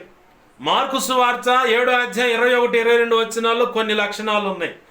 రోమాపత్రిక 1వ అధ్యాయం 28 నుంచి 32, 30 లేదా 31 వచ్చిన చివరి వచ్చిన వరకు కొన్ని లక్షణాలు ఉన్నాయి. ఇక్కడ చెప్పబడుతున్న ఈ జాబితాలో ఈ చెడ్డ గుణం నాలో లేదు పాస్టర్ గారు అని ఏ దైవజనుడైన గుండె మీద చేసుకొని చెప్పగలడా? ఏ దైవజనురాలని చెప్పగలరా? ఏ సంఘ పెద్ద అయినా, స్త్రీలైన పురుషులైన వాళ్ళలో, పరిచారకుల్లో స్త్రీలైన పురుషులైన, విశ్వాసులో స్త్రీలైన పురుషులైన, అయ్యా ఇలాంటి తప్పుడు గుణాలు లక్షణాలు నాలో అస్సలు లేవయ్యా, నా జీవితంలో ఎప్పుడు పొడచూపలేదయ్యా. పొడచూపటం అంటే అలా వచ్చి పోవటం, దాని యొక్క ప్రభావం అలా చూపించి ఆ తర్వాత పక్కకి వెళ్ళిపోయి ఇలా చేశాను ప్రభు క్షమించని ఇది తీసేసుకుంటే మళ్ళీ వస్తుంది. అది సైతాన్ గాడికి సంబంధించిన ఆయుధాలు అవి. నా జీవితంలో ఎప్పుడు కూడా ఒకడి మీద పగ పెట్టుకోలేదండి, ఒకడిని కోప్పడలేదండి, ఒకడి మీద అసూయ పెట్టుకోలేదండి. వాడి మీద ఏదో ఉందో, వాడికి ఏదో మంచిగా ఉందని, వాడు బాగా పచ్చగా ఉండని విషపు చూపు నేను పెట్టలేదండి. చెప్పగలవా? పొర్రపాటును కూడా ఎవరు చెప్పలేరు. ఇన్ కేస్ ఈ మాటలు చెబుతున్నా నేను కూడా చెప్పలేను. ఏదో ఒక కోణంలో ఏదో ఒక సమయంలో అలా వచ్చి వెళ్ళిపోయి ఉండొచ్చు. దారి తప్పలేదని చెప్పని చెప్పడానికి లేదు. ఇక్కడ అపవాదిగాడు ఏదో కోణంలో ప్రత్యేకపరచబడిన మోసపుచ్చటానికి వాడు చిన్నగా లాగే ఆయుధాలు ఇవన్నీ. కొంతమంది ఏమో అలా చిక్కి ఇదిలించుకొని పక్కకు వచ్చి నిలబడ్డ వాళ్ళు ఉన్నారు. కొంతమంది వాడు చెప్పిన దానికి అలాగనే హృదయంలో అన్నీ దాచిపెట్టుకొని, దేవా యేసయ్యా ఇది అవసరమయ్యా, నీది అవసరాలనయ్యా, అయ్యా నువ్వు ఇచ్చిన పరిచర్య చేస్తున్న పరిచారకురాలనయ్యా, సంఘ పెద్దనయ్యా, అయ్యా నేను విశ్వాసినయ్యా అని చెప్పని ఇటు మొరపెడుతూ ఉంటారు. ఏదో ఒకటి ఉంటుంది లోపల దైవ చిత్తానికి నచ్చినటువంటి అవలక్షణం. ఇవన్నీ ఎవరి అంటే సైతాన్ గాడికి సంబంధించినవి. ప్రత్యేకపరచబడిన వాడిని సైతం మోసపుచ్చే అధికారం వాడికి ఉంది. ప్రభునందు ప్రేమ దేవుని బిడ్డలు గమనించండి. ఇక్కడ దేవుడు నీతో ప్రత్యేకంగా మాట్లాడాలనుకున్నప్పుడు, ఒకటి తల్లినో తండ్రినో అత్తమామలో నీకు వ్యతిరేకంగా రేపుతాడు. రెండవది నీ పిల్లలను అల్లుండో కోడల్లో వ్యతిరేకంగా రేపుతాడు. ఇది ఒక్కొక్క సెక్షను. అప్పుడు నువ్వు గుర్తుపెట్టుకోవాలి, దేవుడు నాతో మాట్లాడాలనుకుంటున్నాడు అని చెప్పని ప్రత్యేకంగా ఆయన దగ్గర పోయి కూర్చొని ప్రార్థనలో కనిపెడతామే. రెండవది నయంగాని జబ్బు. ఇక ఎన్ని హాస్పిటల్ అయినా తిరుగు, ఇక రోగం నయం కాదు, ఇంకా కొత్త రోగాలు వస్తూ ఉంటాయి. అప్పుడు నువ్వు గుర్తుపట్టాలా, నేను ఎక్కడో దేవునికి వ్యతిరేకంగా అడుగులు వేస్తున్నాను, దేవునికి నచ్చని అడుగులు వేస్తున్నాను, పనులు చేస్తున్నానని ఒకటి. రెండవది ఏంటంటే దేవుడు ఏదో నాతో మాట్లాడాలనుకున్నాడు, మాట్లాడాలనుకున్న దానికి నేను వినకుండా వేరుగా నడుస్తున్నానని గుర్తుపట్టాలా. ఇదే కోణంలో ఇంకోటి కూడా, దేవుడు నన్ను సేవకు పిలుస్తూ ఉంటే నేను మాట వినకుండా తిరుగుతున్నట్టున్నాను, ఆ కారణాన్ని బట్టి కూడా రోగాన్ని అనుమతిస్తాడు. ఇక మూడోది వచ్చేసరికి ఆస్తి నష్టం అవుతుంది. ఆస్తి అంటే చరస్థిర ఆస్తులు, బంగారము, డబ్బు మొత్తం నష్టమైపోతూ ఉంటుంది. ఇక నాలుగోది వచ్చేసరికి దేవుడే నీతో సూటిగా మాట్లాడాలని ప్రయత్నం చేస్తూ ఉంటే, ఏ పరిచర్య అయితే నువ్వు చేస్తున్నావో, ఏ సంఘ క్రమాలు జరిగిస్తున్నావో వాటన్నిటిని ఆపేస్తాడు ఆయనే. ఇది వాస్తవం. ఎలాగ పాస్టర్ గారు? దానికి ఎవరు సాక్ష్యము? ఎవరన్నా ఉన్నారా? ప్రత్యేకంగా దేవుడు మాట్లాడాలనుకుంటే సేవను ఆపేస్తాడు, నిలువున సేవను కూల్చేస్తాడు కూడా దేవుడే. వాస్తవం అండి ఇది. నిలువున ఆ సేవను కూల్చేస్తాడు దేవుడు ప్రత్యేకంగా నీతో మాట్లాడాలనుకున్నప్పుడు. అలాగే ప్రత్యేకమైన పని నీ ద్వారా చేయించుకోవాలనుకున్నప్పుడు కూడా దేవుడు బాగా ఉన్నతంగా సేవ సాగుతూ ఉంటుంది, సడన్గా ఆపేస్తాడు. లేదంటే అది నీకు నువ్వుగా ఆపకపోతే నీ చేతులారా నీవే ఆపకపోతే ఆయనే కూల్చేస్తాడు, ఆయనే ఆపేస్తాడు. అసలు ఆ సంఘానికి నువ్వు కనపడకుండా ఏకాంత ప్రార్థన అంటే మనుషులకు దొరకకుండా ఒంటరిగా దేవుని సన్నిధిలో దొరికేలాగా చేస్తాడు ఆయన. కొంతమంది వ్యక్తుల యొక్క బెదిరింపులను బట్టి ఏలియా ఏం చేశాడు? చిన్న మాట గుర్తుపెట్టుకుందాం ఇక్కడ. ఏలియా ఏం చేశాడు? ఎవని సన్నిధిలో నేను నిలబడ్డానో ఆ యెహోవా జీవించోడు, నా మాట చొప్పున జరుగును గాక అన్నాయన. అలా ఆయన 3.5 సంవత్సరాలు వర్షం లేదు, మంచు లేదు, పంట లేదు. మళ్ళీ ఈయన 3.5 సంవత్సరాలు ఆసక్తి కలిగి ప్రార్థన చేశాడని యాకోబు పత్రికలో ఉంది. వర్షము మంచు కురియకుండా 3.5 సంవత్సరాలు ఆసక్తి కలిగి ప్రార్థన చేశాడని ఉంది. ఏలియా మన వంటి స్వభావం గలవాడని రాసి ఉంది. అలాగనే వర్షం కురవాలని కూడా ఆసక్తి కలిగి 7 మార్లు ప్రార్థన చేశాడని కూడా రాసి ఉంది. ఈ సందర్భంలో ఏలియాతో దేవుడు ప్రత్యేకంగా ఇంకా కొన్ని కారణాల్లో మాట్లాడటానికి, అలాగనే కొంతమందిని పోషించడానికి కూడా, ఒక అద్భుతం ఒక కుటుంబంలో జరిగించడానికి కూడా ఏలియాను ఒంటరిని చేశాడు దేవుడు. మళ్ళీ వచ్చాడు ఏలియా. 850 మంది బయలు ప్రవక్తలు, యెజబెలు తెచ్చుకున్నటువంటి ఆ 2 బొమ్మలకు సంబంధించిన 400 ఒక బొమ్మకి, 450 మంది ఒక బొమ్మకి ప్రవక్తలకు ఏర్పాటు చేయబడ్డారు. దేవుని మందిరంలో ఉన్న ఆ బొక్కసం అంటే కానుక బాక్సు. ఆ కానుక బాక్సులో నుంచే జీతం ఎత్తుంది 850 మంది కావ. ఇదొక ఆజ్ఞ అతిక్రమం. దేవుని పిల్లలందరినేమో దేవుడు కాదు, ఇదిగో నేను నిలబెట్టిన ఈ 2 దేవతలే దేవుళ్ళు, ఇక్కడ మొక్కాల లేదంటే చస్తారని. అమ్మా ఇది కరెక్ట్ కాదని ప్రవక్తలు ఎవరైనా మాట్లాడితే వారిని అంతే తలదెగ్గొట్టి చంపేస్తూ ఉంది. ఈరోజు చాలామంది అయ్యా ఇది తప్పు కాదంటే, ఇది కరెక్ట్ కాదు కదా, ఇది తప్పు కదా అని చెప్పి అన్నావు అనుకో, ఉరామరా చూస్తారు, పళ్ళు కొరుకుతారు. సాధ్యమైతే వారిని ఏదో ఒక రకంగా నష్టపరచాలని ప్రయత్నం చేస్తారు. ఏం నష్టం చేస్తావు? ఎంతవరకు నష్టం చేస్తావు? ఒక మనిషి నీ మానవ బుద్ధిని ఉపయోగపెట్టి ఎన్నో ప్రయత్నాలు చేస్తావు. చేసి ఎక్కడికి పోతావు? ఎక్కడికి పోతావు? క్రీస్తు న్యాయపీఠం ఉంది. పౌలు భక్తునికి కొంతమంది వ్యతిరేకంగా కొన్ని వ్యతిరేకమైన పనులు చేస్తే ఆయన ఏం చేశాడో తెలుసా? తిమోతి పత్రికలో ఉంటుంది, అదిగో సైతానికి వాడిని అప్పచెప్పాను. నేను కూడా కొంతమందిని దేవుని క్రీస్తు న్యాయపీఠానికి అప్పచెప్పేశాను. నా జీవితంలో సేవ విషయంలో కానీ ఎవరు ఎక్కడ ఎటువంటి ఫ్రాడ్ చేశారో ఇంకా చేయాలని కూడా చెయ్యి, ఎంత చేస్తావో చెయ్యి. ఖచ్చితంగా క్రీస్తు న్యాయపీఠం ఎదుటి ఆ రోజు ఉంటుంది ఒక్కొక్కడికి. ఎవరు ఎంత చేయాలనుకున్నా ఈ భూమి మీద చేయొచ్చు, నీ ఇష్టం. క్రీస్తు న్యాయపీఠాన్ని మాత్రం నువ్వు తప్పించుకోలేవు. ఈ భూమి మీద నీకు క్షమాపణ దొరకదు. క్రీస్తు న్యాయపీఠానికి అప్పచెప్పండి, ఈ భూమి మీద నీకు క్షమాపణ దొరకదు.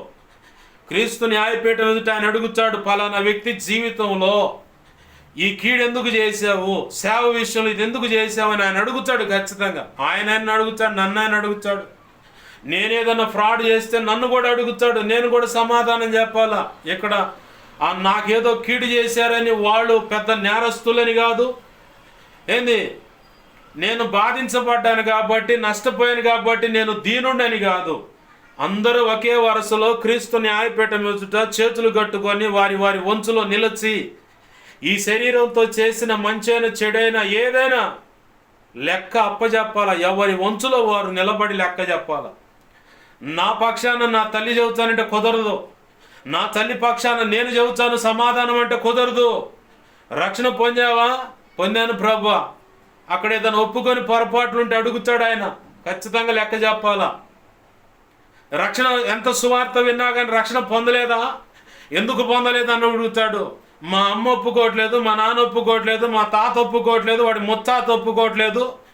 ఇలా సోది వేసాలు ఎన్ని రకరకాలు ఆడ చేయడానికి కుదరదు. దేవుడికి ఆయన లెక్క అడిగాడంటే ఖచ్చితంగా నీకు మాత్రం మూడింది ఆ రోజు మాత్రం. రక్షణ పొందని వ్యక్తి పాతాళంలో వారి యొక్క ఆత్మలు భద్రం చేయబడతాయి.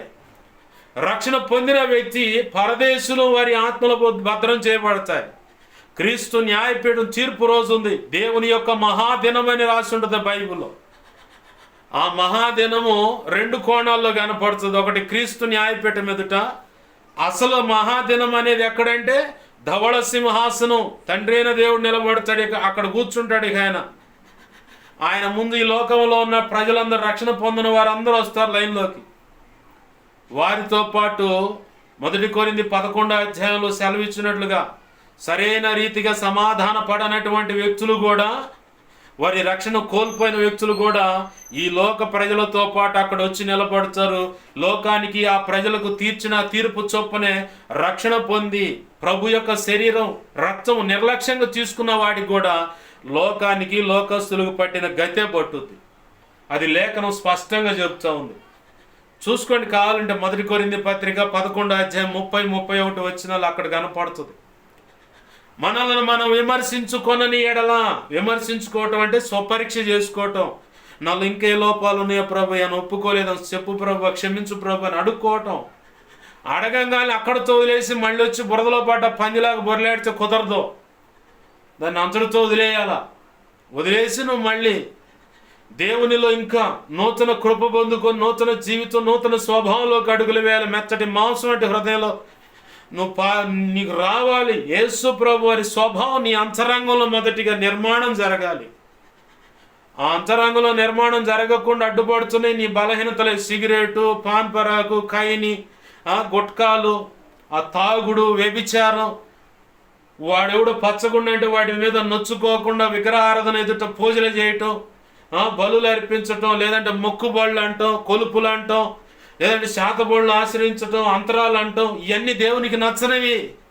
దేవుని వాక్యం నీలో లేదు కాబట్టి, ప్రార్థన లేదు కాబట్టి, విజ్ఞాపన చేయట్లేదు కాబట్టి, పరిశుద్ధాత్మకు నీ హృదయంలో స్థానము, నీ జీవితంలో స్థానం ఇవ్వట్లేదు కాబట్టి ఈ భ్రష్టమైనటువంటి నిత్య నరకానికి నిన్ను ఈడ్చుకొని పోయేటువంటి ఈ పద్ధతులు ఇవన్నీ, వీటిని ఎప్పుడైతే నువ్వు వదిలేస్తావో, ఇదిలిచ్చి గొర్రెను చూడు, నీళ్ళలో బలంచంగా వేస్తావు. నేను గొర్రెలు కాసినండి, నాకు తెలుసు. దాన్ని కావాలని శుభ్రం చేయడానికి, గబ్బు కొడతామని శుభ్రం చేయడానికి ఆ వాగులో బలంచంగా దాని మీద కూర్చొని మరి కడుగుతా. అప్పుడు మాత్రమే అది అలివయ్యేది. కడిగి ఒక్కసారిగా వదిలిపెట్టి ఓ అంటే చాలు, ప్రాణం పోయినంత పనే చదివే దాని నీళ్ళల్లో పడితే. మాంసంగా ఉరికి వచ్చి ఒడ్డు మీద పడి 1కి 10 సార్లు ఇదిలిచ్చుద్ది, ఏమైనా కాస్తంత తడి ఒంటి మీద ఉందేమో అని. నువ్వు కూడా అలాగనే ఏమైనా పొరపాట్లుంటే ఇదిలిచ్చుకోవాలా. భద్రంగా ఒంటి మీద పెట్టుకొని ఊరేగటానికి కాదు నిన్ను పిలుచుకుంది. ఆయన రక్తంలో ప్రత్యేకంగా కడుక్కొని ఆయన పోలికగా ఏర్పాటు చేసుకోవటానికి నిన్ను ప్రత్యేకమైన ఆశీర్వాదం ఇవ్వాలనే, భావితరాలను దీవించి ఆశీర్వదించి వర్ధల చేయాలనే ఆయన రక్తంలోకి నిన్ను కడుక్కున్నాడు. ఆయన రక్తంలో ప్రవేశం కలుగు చేశాడు నీకు. ఆయన స్వరక్తం ఇచ్చి ఆయన ప్రాణాలు నీ కొరకు పణంగా పెట్టి నిన్ను రక్షిస్తే ఆ రక్షణ విలువ లేని దౌర్భాగ్యులు ఈరోజు చాలామంది ఉన్నారు. చేజేతులారు దాన్ని నాశనం చేసుకుంటూ నిత్య నరకానికి వెళ్ళటానికి ఇష్టపడుతున్నటువంటి తెలియకే కొంతమంది, అయితే తెలిసి కొంతమంది మూర్ఖంగా మేము వెళ్ళేదే మా పద్ధతులు ఇయ్యే, నువ్వెవడురా మాకు చెప్పటానికి అన్నట్టుగా అంతరంగంలో లోబడకుండా హృదయంలో తిరుగుబాటు చేస్తూ ఆ కయ్యను సంతానంగా మిగిలిపోతున్న వాళ్ళు ఉన్నారు. ఆ ఏశావు అనేవాడు తన జ్యేష్ఠత్వాన్ని పక్కన నెట్టినోడు, భ్రష్టుడు, వ్యభిచారి అనేవాడు మీలో ఉన్నాడేమో జాగ్రత్త అన్నాడు. ఏశావు అనేవాడు భ్రష్టుడు, వ్యభిచారట. అలాంటి వాడు జ్యేష్ఠత్వాన్ని తృణీకరించినట్టు. జ్యేష్ఠత్వం అంటే జ్యేష్ఠుల సంఘంలో నువ్వు ఒక సభ్యుడవు, రక్షణ పొందావు కాబట్టి నీకు అన్నగా ఉండాలనుకున్నాడు యేసు ప్రభు. అదే ఒక తండ్రి యొక్క ఆశ. కానీ వాటన్నిటిని పక్కకు నెట్టేసి అసలు రక్షణ అంటేనే తెలియదు, ప్రార్థన అంటేనే తెలియదు, విజ్ఞాపన అంటే తెలియదు, పరిశుద్ధాత్మ అంటే తెలియదు, వాక్యం అంటే వినవు, చదువు, నీ లోకాశలు, నీ ఇష్టాలు నీకు నచ్చినట్టుగా పరిగెడుతున్నావు. ఏమవుతుంది? చివరికి ఆ అహబు యెజెబెలు పట్టిన గతి అవుతుంది. దేవుని ఉగ్రతకు కారకులు అవుతారు. పిల్లలు కూడా శపించబడ్డారు, వాళ్ళ సంతానం కూడా చంపబడింది. ఎన్నోసార్లు చెప్పుంటాను, యెహూ అనేవాడు 70 మంది పిల్లలను, యెజెబెలుకు సంబంధించి అహబుకు సంబంధించిన 70 మంది పిల్లలను తలలు తెగనరికి గంపంలో తీసుకొచ్చి పెట్టారంట. ఆ పిల్లలను పెంచేవాళ్ళు. యెహూ చెప్పాడు, 2 రాజుల గ్రంథం 10వ అధ్యాయంలో ఉంటుంది ఈ మ్యాటర్ అంతా. నా పక్షం ఉన్నవాళ్ళు ఎవరు? అహబు సంబంధించిన పిల్లలు 70 మంది ఇక్కడ మీరు పెంచుతున్నారట. వాళ్ళ తలలు తెగనరికి గంపల్లో పెట్టి నా దగ్గరికి రండి, లేదంటే మీరు చస్తారన్ను. అట్టనే చేశారు వాళ్ళు. 70 మంది పిల్లలను తలలు తెగ నరికి ఆ తలలు మాత్రమే గంపల్లో పెట్టుకొని తెచ్చారు. తల్లి తండ్రి చేసినటువంటి పాపం పిల్లలకు చుట్టుకుంది. అదే మొచ్చుకునేది. జాగ్రత్తగా బతకండి. ధర్మశాస్త్రం అంటే పరిశుద్ధ గ్రంథం చెబుతున్న మాట. దేవుని ఎదుట యథార్థంగా ఆయన మీద ఆనుకొని బ్రతికితే 1000 తరాల ఆశీర్వాదం. నీ ఇష్టం వచ్చినట్టు బ్రతికితే 3 లేదా 4 తరాలకి ఈ శాపం కన్ఫర్మ్. మారదిది బైబిలు. ప్రపంచం మొత్తాన్ని శాసించి కాల స్థితిగతులు రాజకీయ వ్యవస్థ మొత్తాన్ని తన గుప్పెట్లో పెట్టుకొని నడిపిస్తున్నది పరిశుద్ధ గ్రంథం. ఆ పరిశుద్ధ గ్రంథంలో చెప్పబడుతున్న దేవుడే సమస్తాన్ని 21 సామెతలు 21 అధ్యాయం 1 వచనం ప్రకారం సమస్తాన్ని నడిపిస్తున్నాడు. ఇది చరిత్ర చెబుతున్న సాక్ష్యం. న్యూస్లో అన్నిటిలో రోల్ అవుతున్నది, స్క్రోల్ అవుతున్న సందర్భం ఇది. ప్రపంచ రాజకీయాన్ని శాసిస్తుంది బైబిలు. బైబిల్లో ఏమైతే అంత్యకాలంలో సంభవిస్తాయని చెప్పారో, రాయబడి ఉన్నాయో అవి అక్షరాల తూచా తప్పకుండా ఇప్పుడు నెరవేరుస్తా వస్తూ ఉన్నాయి. అన్నీ నెరవేరుతా వస్తూ ఉన్నాయి. ఇంకా నువ్వు మూర్ఖంతో భీష్మించుకొని బిగుసుకొని కూర్చున్నావు అనుకో, ఏమో తెల్లారితో ఉండొచ్చు పోవచ్చు, చెప్పలేం.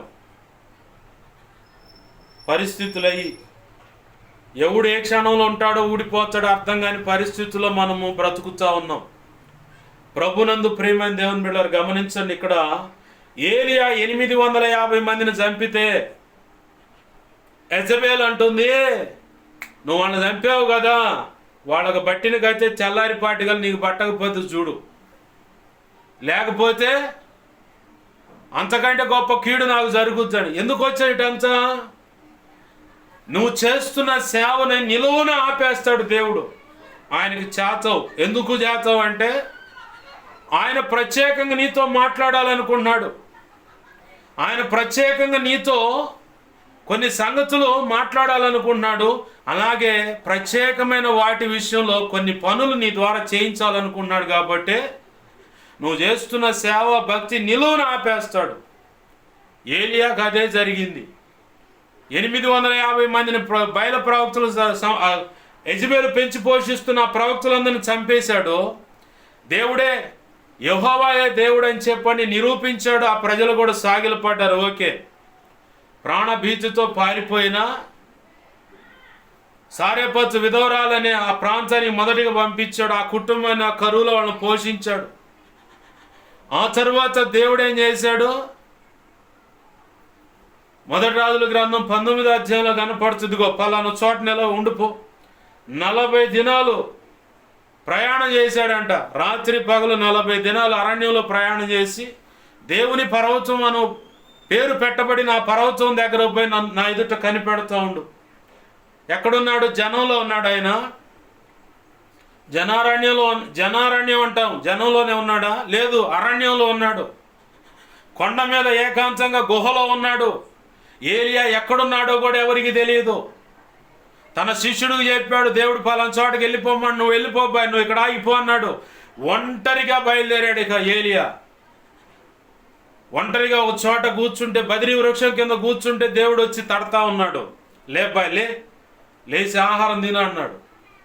చూస్తే ముందు అక్కడ కాల్చిన రొట్టెను కొంత ఆహారం కనపడుతుంది. తిన్నాడు, మళ్ళీ పడుకున్నాడు, మళ్ళీ తట్టాడు, లే పని ఉంది, లే అని చెప్పి అన్నాడు. ఆహారం తినన్నాడు. ఆహారము 2 సార్లుగా పెట్టబడిన ఆహారం తిన్న తర్వాత ఆహారం యొక్క బలము చేత 40 రోజులు రాత్రి పగలు అరణ్యంలో ప్రయాణం చేశాడు.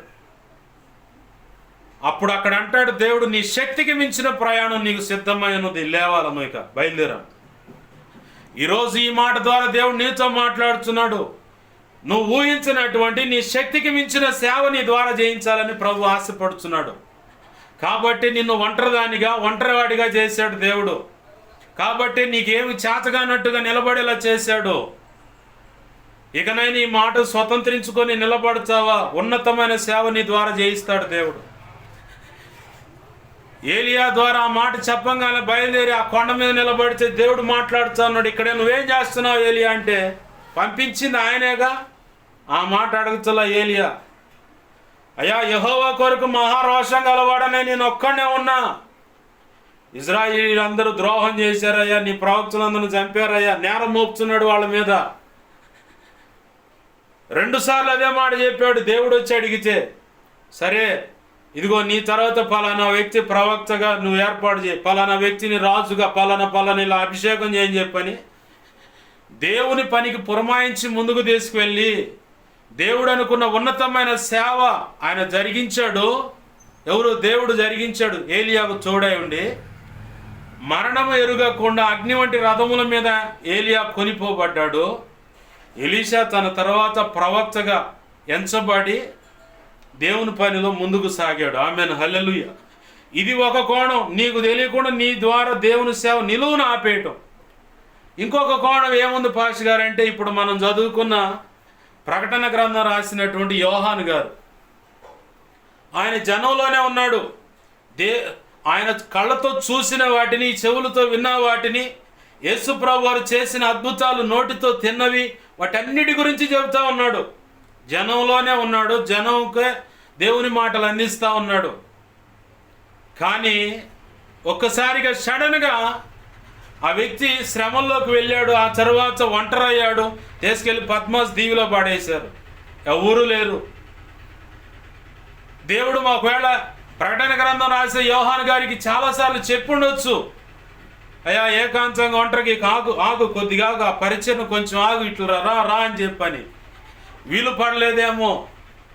ప్రజలు ఆతృతగా వచ్చి దేవుని మాటలు వింటూ స్వస్థతలు, అద్భుతాలు రుచి చూస్తూ ఉన్నదాన్ని బట్టి సమయం లేకపోయాడేమో తెలియదు. కానీ దేవుడు కొన్ని ఇరుకులు, శ్రమలు, పరిస్థితులు, ఆటంకాలు ఏర్పాటు చేసుకొని ఆయన గుండెల మీద గుండె చప్పుడు ఎప్పుడు వినేటువంటి వాడట యోహాను. ప్రకటన గ్రంథం రాసిన అతను పద్మాసు దీవిలో పడేసిన తర్వాత ప్రభు జనం ఒక రోజు రాగానే తన బ్రతుకులో ఊహించినటువంటి గొప్ప ప్రత్యక్షత పొందాడు. ఆమెన్, హల్లెలూయా.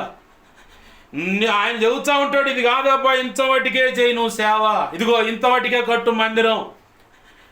ఇప్పుడు మీకు ఇంకా క్లియర్గా అర్థం కావాలంటే చెప్తాను.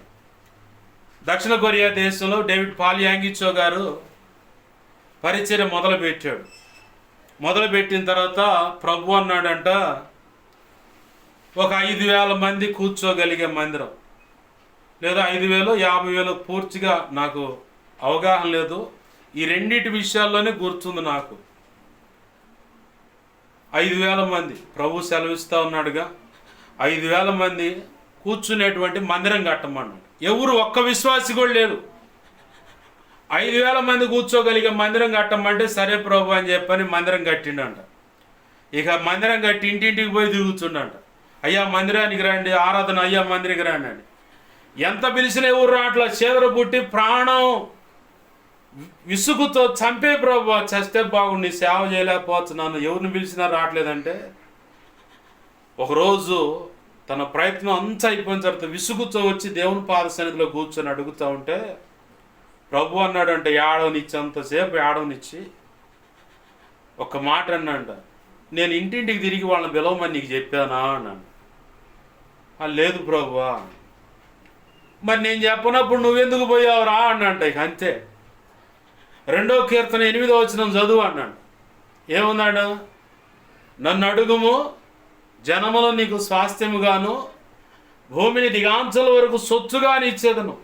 భూమిని దిగాంచల వరకు అంటే ఆ దరిదాకా నీకు సొచ్చుగా భూమిని ఇస్తా, జనాన్ని నీకు స్వాస్థ్యంగా అంటే అది ఆశీర్వాదం, కన్ఫామ్గా వీళ్ళు నీ వాళ్ళే అనేవాళ్ళని నీకు ఇస్తా అని రాస్తుంది. దాని అర్థం అదే, స్వాస్థ్యము అంటే నా హక్కు, ఇది నా వాళ్ళు అని చెప్పని నువ్వు చెబుతాగా. మా అమ్మ ఆస్తి ఆడపిల్ల అయితే, మా నాన్న ఆస్తి ఇది, నువ్వెవడు మధ్యలో వచ్చాడ అడగటానికి వాదించవా? అట్లనే ఈ ప్రజలు కూడా నా వాళ్ళు అన్నట్టుగా నేను నీకు ఇస్తాను, భూ దిగాంచల వరకు నీకు భూమిని సొచ్చుగా ఇస్తాను అన్నాడు. ఆ లేఖనం చదవనగానే అప్పుడు ఈయనకి బలి పెరిగింది. ఇంటింటికి తిరిగి పిలిస్తే రారు, దేవుని సన్నిధిలో మోకాళ్ళు వేసి ప్రార్థన చేస్తే వస్తారు, వాళ్ళని దేవుడు వేలగొట్టుకొని పిలుస్తాడు. జకర్యా గ్రంథం 10వ అధ్యాయం 8వ వచనంలో కూడా ఉంది, వేలగొట్టి అన్య జనాన్ని నేను సమకూర్చేదను అని ఉంది. అలాగనే యోహాను సువార్త 12వ అధ్యాయం 32వ వచనంలో నన్ను అలా పైకెత్తి చూపించండి, నేను ఆకర్షించుకుంటా అన్నాడు. అలాగనే సువార్తలో యేసుప్రభు వారు చెప్పిన మాటే, ఒకరిని తండ్రి నా యొద్దకు పంపించకపోతే ఎవడు రాడు, నా ఎద్దుకు వచ్చినా నేను ఎంత మాత్రం త్రోసివేయను. ఇది లేఖనాలు. ఇవన్నీ మననం చేసుకొని ఇక కూర్చొని దేవుని పాదాలు పడి ప్రార్థన చేస్తుంటే ఇక అప్పుడు దేవుడు ప్రజలను కదిలించడం మొదలుపెట్టి, ఆయన ఇంతవాటికే కట్టన్నాడా అంతవాటికే కడుతుంది. ఇక అంతకు మించి ఎక్స్ట్రా చేస్తే మొత్తం మనకు తెలియకుండా మనమే కూల్చుకోవటము, లేదంటే ప్రభుత్వం వచ్చి కోలవటం చేస్తారు. అది కూడా ఉంది. ఆయన ఇది కాదబ్బా ఇక ఆపు అన్నాడే ఆగిపోవాలా. ఎక్స్ట్రా చేస్తే మాత్రం ప్రభుత్వాన్ని ఉపయోగపెట్టుకుంటాడు, లేదంటే మనకు తెలియకుండా మనమే కూల్చుకోవటము. ఇప్పుడు కొన్ని మందిరాలు కూల్చబడుతున్నాయి. ఎక్స్ట్రా చేస్తే ఇక తెలీదు, షార్ట్ సర్క్యూట్తో మొత్తం తగలబెడతాం. అయితే మంగళగిరి దగ్గర ఒక మందిరం అట్నే అయింది. ఆ మందిరాన్ని చూసి ఓ ఆహా ఓహా అని చెప్పని అతిశయించిన సందర్భాలు ఉన్నాయంట. దేవుడు చెప్పిన మాట ఇది, నా సొంత మాట కాదు. అక్కడ ఏం జరిగింది, షార్ట్ సర్క్యూట్ వచ్చి మందిరం మొత్తం తగలబడ్డది. వాళ్ళేమో బయట మీటింగ్ పెట్టి స్టేట్మెంట్ ఇస్తున్నారు, మందిరం అయితే తగలబడింది కానీ మా విశ్వాసం తగలబడలేదు. అతిశయించడానికి లేదు. నీకు తెలియకుండా నువ్వన్నా కూల్చుకోవాలి, లేదంటే తగలబెడతానో జరగాలి, ప్రభుత్వం వచ్చి కోలవాలా, లేదా మత్సోన్మాదులు వాడైనా సరే కూల్చేస్తాడు. ఎందుకు ఈ మాటలు చెప్పుకుంటున్నాం మనం? ప్రభు ఎందుకు గుర్తు చేస్తున్నాడు ఇవి? ప్రకటన గ్రంథం రాస్తున్నటువంటి యోహాను గారు ఒంటరి అయిపోయాడు. అంతకుముందు జనంలోనే ఉన్నాడు ఆయన. ప్రభు ఏం చేశాడు? శ్రేష్టమైన ప్రత్యక్షత కలగటానికి ఒంటరిని చేసి ఏ మనిషితో కూడా సంబంధం లేకుండా తీసుకువెళ్ళి ఆ వ్యక్తిని పద్మాస్ దీవిలో పెట్టిండు. ఏలియన్ దేశపు ఏడ పెట్టిండు? ఓరేబు అనే దేవునికి పర్వతమని ఆ కొండ మీద నిలబడి, ఆ గుహలో నిలబడి అంటే పోయి ఆడ నిలబడ్డు. ఆడ బాగానే శ్రేష్టమైన వాక్ అందింది. నీ తర్వాత పలానా వ్యక్తిని అభిషేకించు, నీ పలానా వ్యక్తిని రాజుగా అభిషేకించు, ఫలానా వ్యక్తులు ఎలా ఉంటారు, ఇదిగో వాళ్ళ చేతుల్లో తప్పించబడ్డాడు, వీళ్ళ చేతుల్లో హతమవుతారు. మొదటి రాజులు 19వ అధ్యాయంలో ఉంటాయి ఈ సంగతులన్నీ. అలాగే వీళ్ళందరి చేతుల్లో మిస్ అయిన వాళ్ళు ఎలీషా చేతిలో చంపబడతారు. వీళ్ళందరూ ప్రత్యేక నా కోసం ఏర్పాటు చేయబడిన వాళ్ళు కాబట్టి పద ఆ పని చేయని చెప్పాను. ఎప్పుడు జరిగింది ఇది? జనంలో ఉన్నప్పుడు జరిగిందా? జనంతో ఉన్నప్పుడు జరిగిందా? ఎటు నుంచి ఎటు వచ్చాం గుర్తుందా ఏమన్నా? ఒకటి, నీతో ప్రత్యేకంగా దేవుడు మాట్లాడాలనుకున్నప్పుడు నువ్వు ఒక తల్లిగాను తండ్రిగాను అత్తగాను మామగాను ఉంటే నీ కోడలను అల్లుడినో కూతుళ్ళనో కొడుకులను ఎవరినో ఒకటి రివర్ చేసి, బంధువులు మొత్తం రివర్ చేసి, ఏంది ప్రభు అని ఆయన సన్నిధికి వచ్చేలాగా చేస్తాడు. ఈ ఒకటిలో ఇంకో కోణం ఏంటంటే, నువ్వు కూతురువో కొడుకువో అల్లుడువో కోడవో అయితే అత్తనో మామనో తల్లినో తండ్రినో బంధువులో ఎవరినో రివర్ చేసి నువ్వు ఆయన సన్నిధిలోకి వచ్చి ఏంది ప్రభు అని ఎలా చేస్తాడు. ఇది ఒక పాయింట్. ఒకటిలో ఈ 2 పాయింట్లు అన్నమాట. రెండవది, నువ్వు ఎంత మొచ్చుకున్నా స్వస్థత రాదు, ఎన్ని హాస్పిటల్ తిరిగినా రోగం నయం కాదు.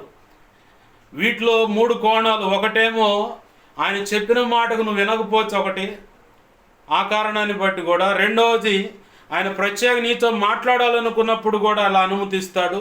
మూడవది, ఆయన ఒకటి చేస్తే నువ్వు ఇంకోటి చేస్తూ ఉంటే, సేవ పిలువు సిద్ధపడకపోతే, ఇప్పుడు సెమీ క్రిస్మస్ కాబట్టి ఆ డ్యాన్సులు వ్యవహారాలని సాక్ష్యాన్ని పోగొట్టుకునే అవకాశాలు ఉంటాయి. కాబట్టి ఈ 2లో ఈ 3 లక్షణాలు, ఈ 3 కోణాల్లో కూడా దేవుడు నిన్ను ఒంటరి చేసి గాయపరుస్తాడు.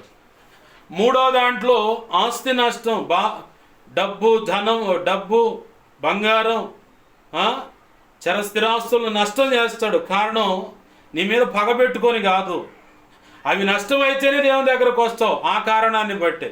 ఇది ఒకటి. 3 అయిపోయా. 4వది ఏంటిది? ఇన్ని చెబితే మాకాడు గుర్తుంటుంది అంటారా?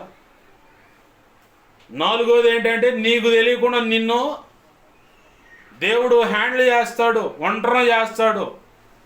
కొన్ని పరిస్థితులు వాడుకొని సేవను నిలువున ఆపేస్తాడు. బైబిలే దానికి సాక్ష్యం. ఏలియా జీవితం, ప్రకటన గ్రంథం రాసినటువంటి యోహాను గారి జీవితం.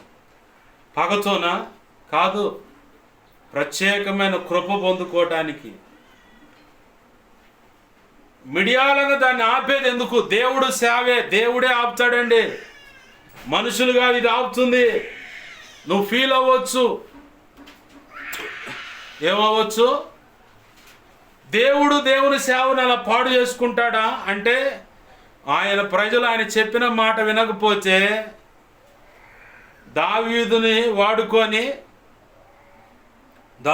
వాడుకొని మొదటిగా ఆ యెరూషలేము పట్టణాన్ని స్వాధీనపరుచుకునేలా చేశాడు. మంచిగా భవంతులు కట్టుకున్నాడు. మంచి దావీదు పట్టణం అని పేరుగాంచేలాగా ఓ పట్టణాన్ని కూడా కట్టుకున్నాడు. అలాగే దేవాలయం కట్టాలని ఆశపడితే, నువ్వు కాదబ్బాయి నీ కొడుకైన సొలొమోను కడతాడు, కొద్దిగా అన్నాడు. కావలసిన సరంజామ అంత బంగారం, వెండి, ఇత్తడి, రాగి, ఇనుము, రాళ్ళు, వెలగల వస్త్రాలు, రత్నాలు, మాణిక్యాలు, వజ్రాలు, అలాగనే కలప అంటే ఏంది? మ్రానులు, దేవదారు మ్రానులు కూడా కొన్ని తెచ్చాడు, పెట్టాడు. ఇంకా కావాలంటే పలానా రాజు ఉన్నాడయ్యా, సిహోన్ అనే పలానా ఇంకొక రాజు ఉన్నాడు, ఆ రాజు దగ్గర నుంచి దేవదారు మ్రానులు ఉన్నాయి, అవి కొట్టించుకోవచ్చు, సముద్రం మీద తీసుకొచ్చి వాళ్ళు వేస్తారు, వాళ్ళ సహాయం అడుగు చేస్తారు. అంత బాగుందా? ఎందుకు యెరూషలేము పట్టణం తగలబెట్టబడింది? యెరూషలేము పట్టణంలో సొలొమోను కట్టిన మందిరం ఎందుకు కూల్చబడింది చెప్పగలరా మీరు? బైబిల్ పరిజ్ఞానం ఉన్న వ్యక్తులైతే టక్మని చెబుతారు. ఒకటేనయ్యా, దేవుని విశ్రాంతి దినాలు ఎగ్గొట్టి వాళ్ళ ఇష్టం వచ్చినట్టు బ్రతకటాన్ని బట్టి మెయిన్ కారణం అది ఆజ్ఞ అతిక్రమం అనే పాపం. ఏ పాపం? ఆజ్ఞ అతిక్రమం అనే పాపం అనమాట. అది విశ్రాంతి దినాన్ని పక్కన పెడతాం. అంటే ఈరోజు ఆదివారపు ఆరాధన, ప్రభు యొక్క శరీరం రక్తము తీసుకోకుండా ఒకడు అంటాడు మా అమ్మాయి ఫంక్షన్ అండి అడగ పోవాలంటాడు. ఒకడు అంటాడు నాకు ఇప్పుడు మనసు కుదురుబాటుగా లేదని. ఏ రోగం మీద సావు బతుకులు ఉన్నప్పుడు అప్పుడు చెప్పొచ్చుగా, ప్రభు నీకు కూడా మనసు కుదురుబాటుగా ఉండదులే కాబట్టి నీకు నచ్చినప్పుడు నన్ను స్వస్థపరచు, ఈ లోపల ఉంటావో పోతావో తెలియదు. అప్పుడు మాత్రం ఈ డైలాగులు రావు. అప్పుడు మాత్రం పలానా అమ్మాయి ఫంక్షను, పలానా పెళ్ళి, పలానా బంధువులు వచ్చారు మేము కాబట్టి ఇవాళ రాము ఆరాధనకి, మీరు బోండిలేని ఆ డైలాగులు రావు. వెంటిలేటర్ మీద పైపులు ముక్కుల్లోనూ నోట్లో నెట్టి పండుగ బుస్సు అంటే వెంటిలేటర్ ఆక్సిజన్ ఆడుతూ ఉంటుంది, వీడు ఉండో పోయిండో తెలియదు. అలా ఎన్నో ప్రాణాలతో హాస్పిటల్ వ్యాపారం చేసి చెలగాట మాడి లక్షలు గుంజుకొని శవాన్ని అప్పచెప్పిన సందర్భాలు ఉన్నాయి. ఆ పరిస్థితులు చెప్పు, ప్రభా ఏడనువయ్యా, ఏందయ్యా మాకు ఈ గచ్చి అంటావుగా. అప్పుడు రావు మా అమ్మాయి ఫంక్షను, మా అబ్బాయి పెళ్ళి, వాళ్ళది ఇది అది వ్యవహారాలు ఏం ఉండవు. అప్పుడు తెలిసేదల్లా ఒకటే బోర్ని ఎడుతూ ఉంటావు. ఆదివారం ఆరాధనను మిస్ అయ్యావంటే దేవుని భయం నీకు లేదు, దేవుని మీద ప్రేమ నీకు లేదు, దేవుడు నీ జీవితంలో చేసిన మేలును బట్టి నీకు కృతజ్ఞత లేదు. కృతజ్ఞత హీనుడవు, కృతజ్ఞత హీనురాలవు. యేసన్న గారు పాట రాసుకున్న ఆనంద యాత్ర, ఇది ఆత్మీయ యాత్రలో అన్న పాటలో కృతజ్ఞత లేనివాను వేల కొలదిగా కూలినను కృపావార్తకు సాక్షులమై కృప వెంబడి కృప పొందుచు కృపావార్త చాటెదమని పాట ఉంది. ఆ చరణాన్ని పక్కన పెట్టారు. కృతజ్ఞత లేని వాళ్ళు ఎన్నో మంది ఐగుప్తు నుంచి బయలుదేరిన తర్వాత ఎన్నిసార్లు సణికి లక్షల మంది ప్రజలు అరణ్యంలో దేవుని చేతే చంపబడ్డారు. 30 లక్షల మంది పైచులుకు ప్రజలు, 6 లక్షల మంది సైన్యం ఉంది. కాల్బలం అంటే అదే అర్థం. రండి తెలుసుకుందాం మీరా మేమని, యుద్ధానికి సిద్ధం అనేటువంటి వారు 6 లక్షల మంది. టోటల్గా లెక్కేస్తే వారి భార్య, పిల్లలు, పనివాళ్ళు, పసివాళ్ళు, సంఖలో ఉన్న పక్కన నడిచేవాడు మొత్తాన్ని లెక్కేస్తే 30 లక్షలు అంట బైబిల్ పండితుల యొక్క అంచనా. మొత్తం 40 సంవత్సరాలు అరణ్యంలోనే చచ్చారు కృతజ్ఞత లేనివాళ్ళు. 430 సంవత్సరాలు 4 తరాలు వెట్టి చాకిరిని బట్టి అయ్యో ప్రభు అని మొత్తుకొని బతిమలాడితే మోషేను పంపించి దేవుడు విడుదల కలుగు చేస్తే కృతజ్ఞత గల్ల వాళ్ళైతే, వీళ్ళ సంగతి అంతా పూర్తిగా దేవుడికి తెలుసు కాబట్టి కృతజ్ఞత కలిగిన వాళ్ళైతే అరణ్యంలో ఒక బయలుదేరాల్తా ఉంటే వెనక నుంచి ఫరోని కావాలని దేవుడు కఠినపరిచి వారి హృదయాన్ని కఠినపరిచి పురికొల్పాడు. అసలు వీళ్ళ వ్యవహారం ఎంతవాటికి గ్యారంటీ ఏందని. నీ జీవితంలో కూడా దేవుడు చేసిన మేలును బట్టి నువ్వు కృతజ్ఞత కలిగి ఈ కార్యం కూడా దేవుడు ఖచ్చితంగా చేస్తాడు, నా దేవునికి అసాధ్యమైంది ఏది లేదని నువ్వు విశ్వసించి అడుగులు వేస్తావా లేదని కొన్ని సమస్యలు కావాలని ఆయన అనుమతిస్తాడు. కృతజ్ఞత కలిగి ఉన్నావా లేదని చూసుకోవటానికి. ఆనాడు ఐగుప్తులో మన పితరులకు ఐగుప్తును విడిచిపెట్టి ఆ చెరను ఆ బంధకాలను విడిచిపెట్టి బయటకు వచ్చి అరణ్యంలో నడుస్తున్నటువంటి ఆ వ్యక్తులకే దేవుడు పరీక్షను అనుమతిస్తే నీకెందుకు అనుమతించడు? నీకు కూడా ఖచ్చితంగా అనుమతిస్తాడు. దేవుడు అన్నాడు, వీళ్ళు లోబడనోళ్ళని ప్రజలు, అసలు వీళ్ళు ఇంకా తిరుగుబాటు చేయలే. ఆ ఫరో సైన్యం ఇంకా వెనకాల రాలేదు, రాకముందే దేవుడు చెబుతున్నాడు. చదివారు ఆ మాట ఉందా? నిర్గమాకాండంలోను, ద్వితీయోపదేశకాండం, సంఖ్యాకాండం, లేవికాండం చదవండి, అర్థమైతే అవన్నీ. ప్రభు అన్నాడు, వీళ్ళు లోబడనోళ్ళని ప్రజలు. కాబట్టి మోసే ఇట్లా పోతే 11 రోజులే, ఇటు పోనీ మాకు వాళ్ళని ఈ ఎర్ర సముద్రం ముందుకు తీసుకోవాలని అక్కడ నేను పరీక్షిస్తానన్నాడు. ఎర్ర సముద్రం ముందు కట్ట పోయారు, ఎర్ర సముద్రం అడ్డు తగిలింది, కనపడదు. ఎరా మోసే ఎందుకు తెచ్చావు మమ్మల్ని అన్న. మోసే మీద తిరుగుబాటు మొదలు పెట్టారు. ఇక వెనక నుంచి ఫరో సైన్యం తరుముకుంటా రావటం చూశారు. ఇక గుండెలు పట్టుకున్నారు, అమ్మో అయిపోయింది ఏడా అని చెప్పాను. అట్లా ఎన్ని పర్యాయాలు దేవునికి వ్యతిరేకంగా సైనికుంటారు. కృతజ్ఞత ఉన్నవాళ్ళేనా? ప్రభువా, ఆ జటిలమైన అంటే కఠినమైనటువంటి ఆ పరిస్థితి నుంచి నన్ను విడిపించావు, ఈ సమస్య నుంచి నన్ను ఒడ్డునేసావు. కాబట్టి ఈ సమస్య అంతయ్యా నీకు అసాధ్యమైంది ప్రభువా, ఖచ్చితంగా నువ్వు సాధ్యం పరిష్కరించగలవు, మాకు సాధ్యపరచగలవు, నాకు సహాయం చేయ ప్రభు అని అంటావా లేదని చెప్పని చూసుకుంటా ఉన్నాడు ఆయన. ఒకడు అంటాడు, దేవుడు మాకేం మేలు చేశాడని. సావు బతుకుల్లో ఉన్న నీ పెళ్ళాన్ని పైకి లేపిన దేవుడు కాదా? చేతబడి క్రియల నుంచి బయటకు విడిపించినోడు దేవుడు కాదా? మరి అప్పుడెందుకు వాళ్ళు ఆ డైలాగు? ఈ పాటికల్లో ఎన్ని దినాలు పెట్టేవాడివో, ఎన్ని సంవత్సరికాలు పెట్టేవాడు నీ పెళ్ళానికి కానీ, నీ భర్తకు కానీ, నీ కొడుకు కానీ, కోడలకు కానీ, మనోసంతానానికి కానీ. ఆ చీకటి శక్తుల బంధకాలు చిక్కబడ్డప్పుడు, ఆ శ్రమంలో ప్రాణాపాయ పరిస్థితుల్లో ఉన్నప్పుడు, దేవా నీవే దిక్కని ఆశ్రయమని ఆశ్రయించినప్పుడు, దైవజనులు సంఘబిడ్డలు వచ్చి ప్రార్థన చేసినప్పుడు అప్పుడు అనకూడదు ఆ డైలాగు. మొత్తం ఒక దరికి వెళ్ళేవాడు, నిన్ను మొత్తం దేశోపాడ పెట్టి వచ్చేవాడు. సంవత్సరానికి ఒకసారి ఏడూరు అని చెప్పని సంవత్సరికాన్ని ఏడూరు అంటారు. ఏంది? సంవత్సరానికి ఒకసారి సంవత్సరికం పెట్టుకునేవాళ్ళు.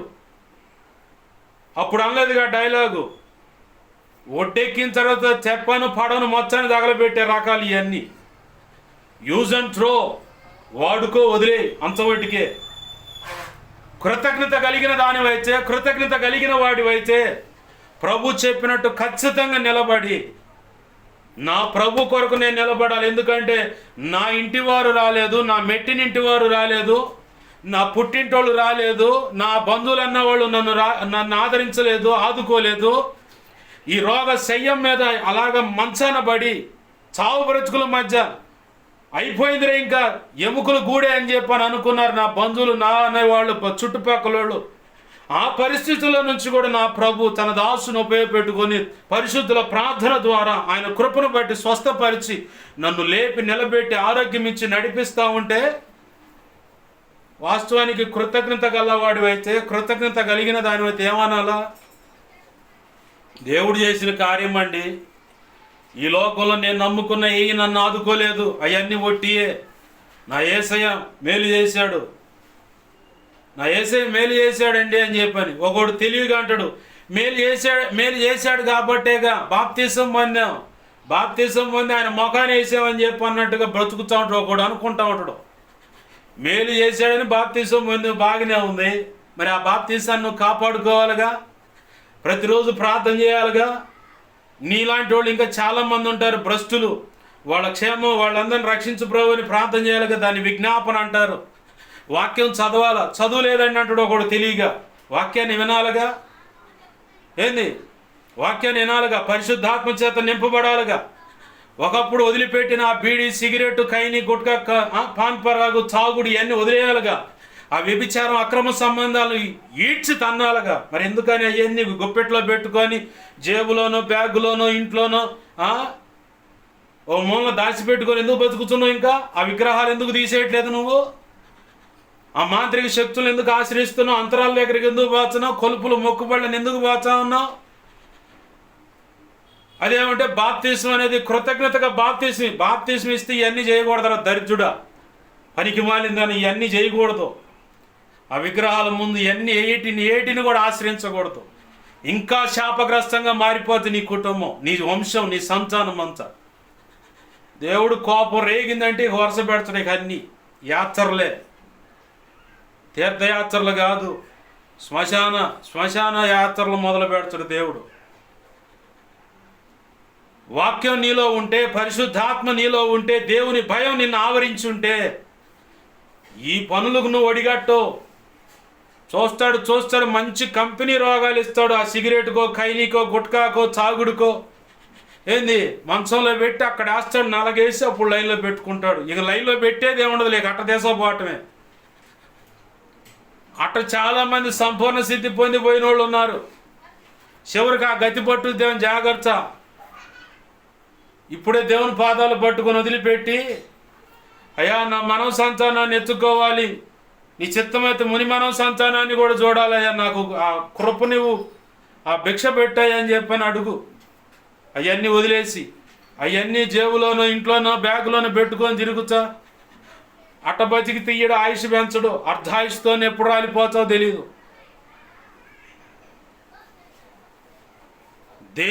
దేవుడు అంటున్నాడు, నీ నీతి నీ క్రియలు అన్నీ బాగానే ఉన్నాయి, అయినా సరే నీ మీద నేరం మోపుతున్నాను అంటున్నాడు ఆయన. ఆయన అనుకున్న రీతిగా, ఆయన అనుకున్నట్టు కోణంలో నువ్వు ఆయనకు అందుబాటులోకి రావట్లేదు. నిన్ను ఎంతగా ప్రేమించి నీ తల్లి రక్తం అర్పించిందా నీకోసం? నీ తండ్రి రక్తము చిందించాడా నీకోసం?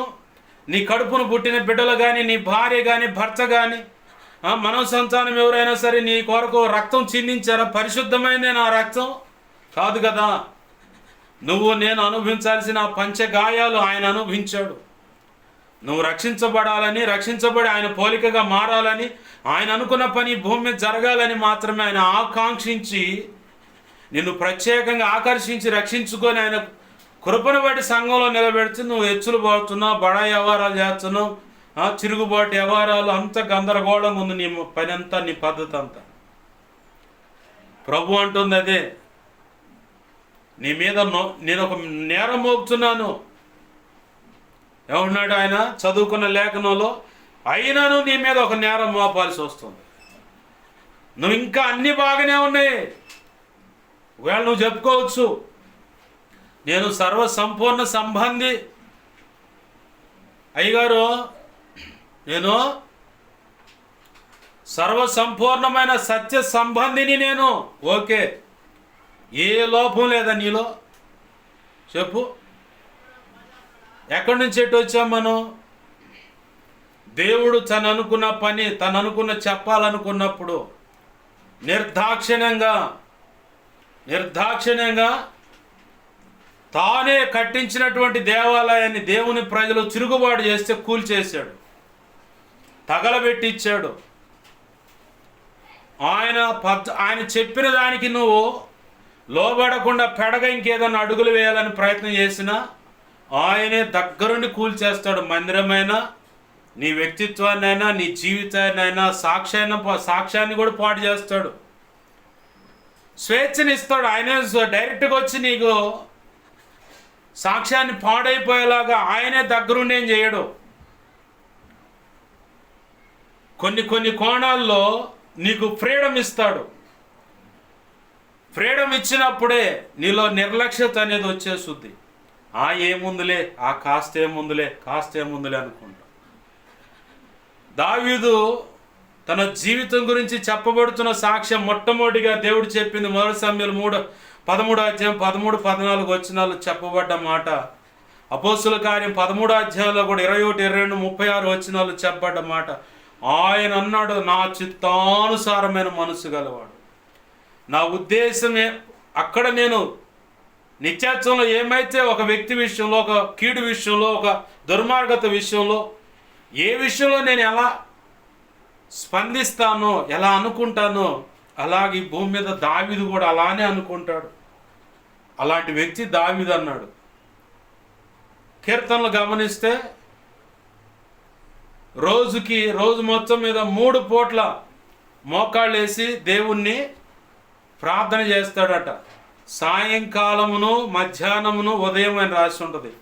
56వ కీర్తన ఏముంది అక్కడ? ఏంది? ఎన్నిసార్లు ప్రార్థన చేస్తాడంట దావీదు? రోజుకి 3 సార్లు మోకాళ్ళు వేసి ప్రార్థన చేస్తాడని చెప్పని 55వ కీర్తన 17వ వచనంలో, సాయంకాలమున, ఉదయమున, మధ్యాహ్నమున నేను ధ్యానించుచు మొర్రపెట్టుచుందును, ఆయన నా ప్రార్థన ఆలకించును అని రాసింది. ఎన్నిసార్లు అయినా 3 సార్లు ప్రార్థన చేయటం. అలాగే 119వ కీర్తన కూడా చూడండి. 119వ కీర్తన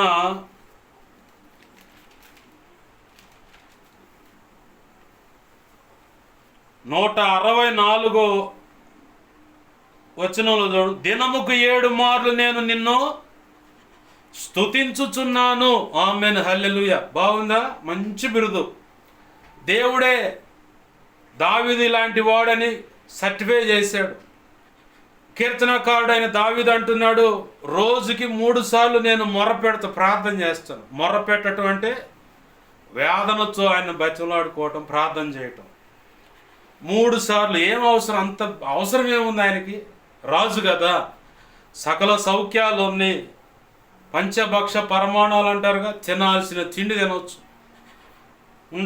వేసుకోవాల్సిన వస్త్రాలు వేసుకోవచ్చు. అయినా కానీ మొరపెడుతుంది ఆయన. మొరపెట్టడం అంటే మామూలు విషయం కాదు. ప్రార్థిస్తూ ఉన్నాడు. మళ్ళీ 7 సార్లు స్తుతిస్తాడండి. ఎట్ట కుదురుద్దండి ఆయనకి? అలాంటి బ్రతుకుతున్న ఆ వ్యక్తికి ఒక రోజు 2 సమూయేలు గ్రంథంలో రాసి ఉంటుంది ఆ మాట, యుద్ధకాలమున రాజులందరూ యుద్ధం చేయడానికి వాస్తవానికి పోవాలి. ఆ యుద్ధం చేయడానికి దావీదు కూడా వెళ్ళాలి. కానీ వెళ్ళాల దావీదు వెళ్ళకుండా సాయంకాల సమయంలో తన యొక్క రాజనగర పైన ఉన్న గదిలో ప్రశాంతంగా నిద్రపోయి ఎందుకో లేచాడు. చక్కగా 11వ అధ్యాయంలో చూడండి, వసంతకాలమున రాజులు యుద్ధమునకు బయలుదేరు సమయమున దావీదు యోవాబును అతని వారిని ఇశ్రాయేలీయులందరినీ పంపగా వారు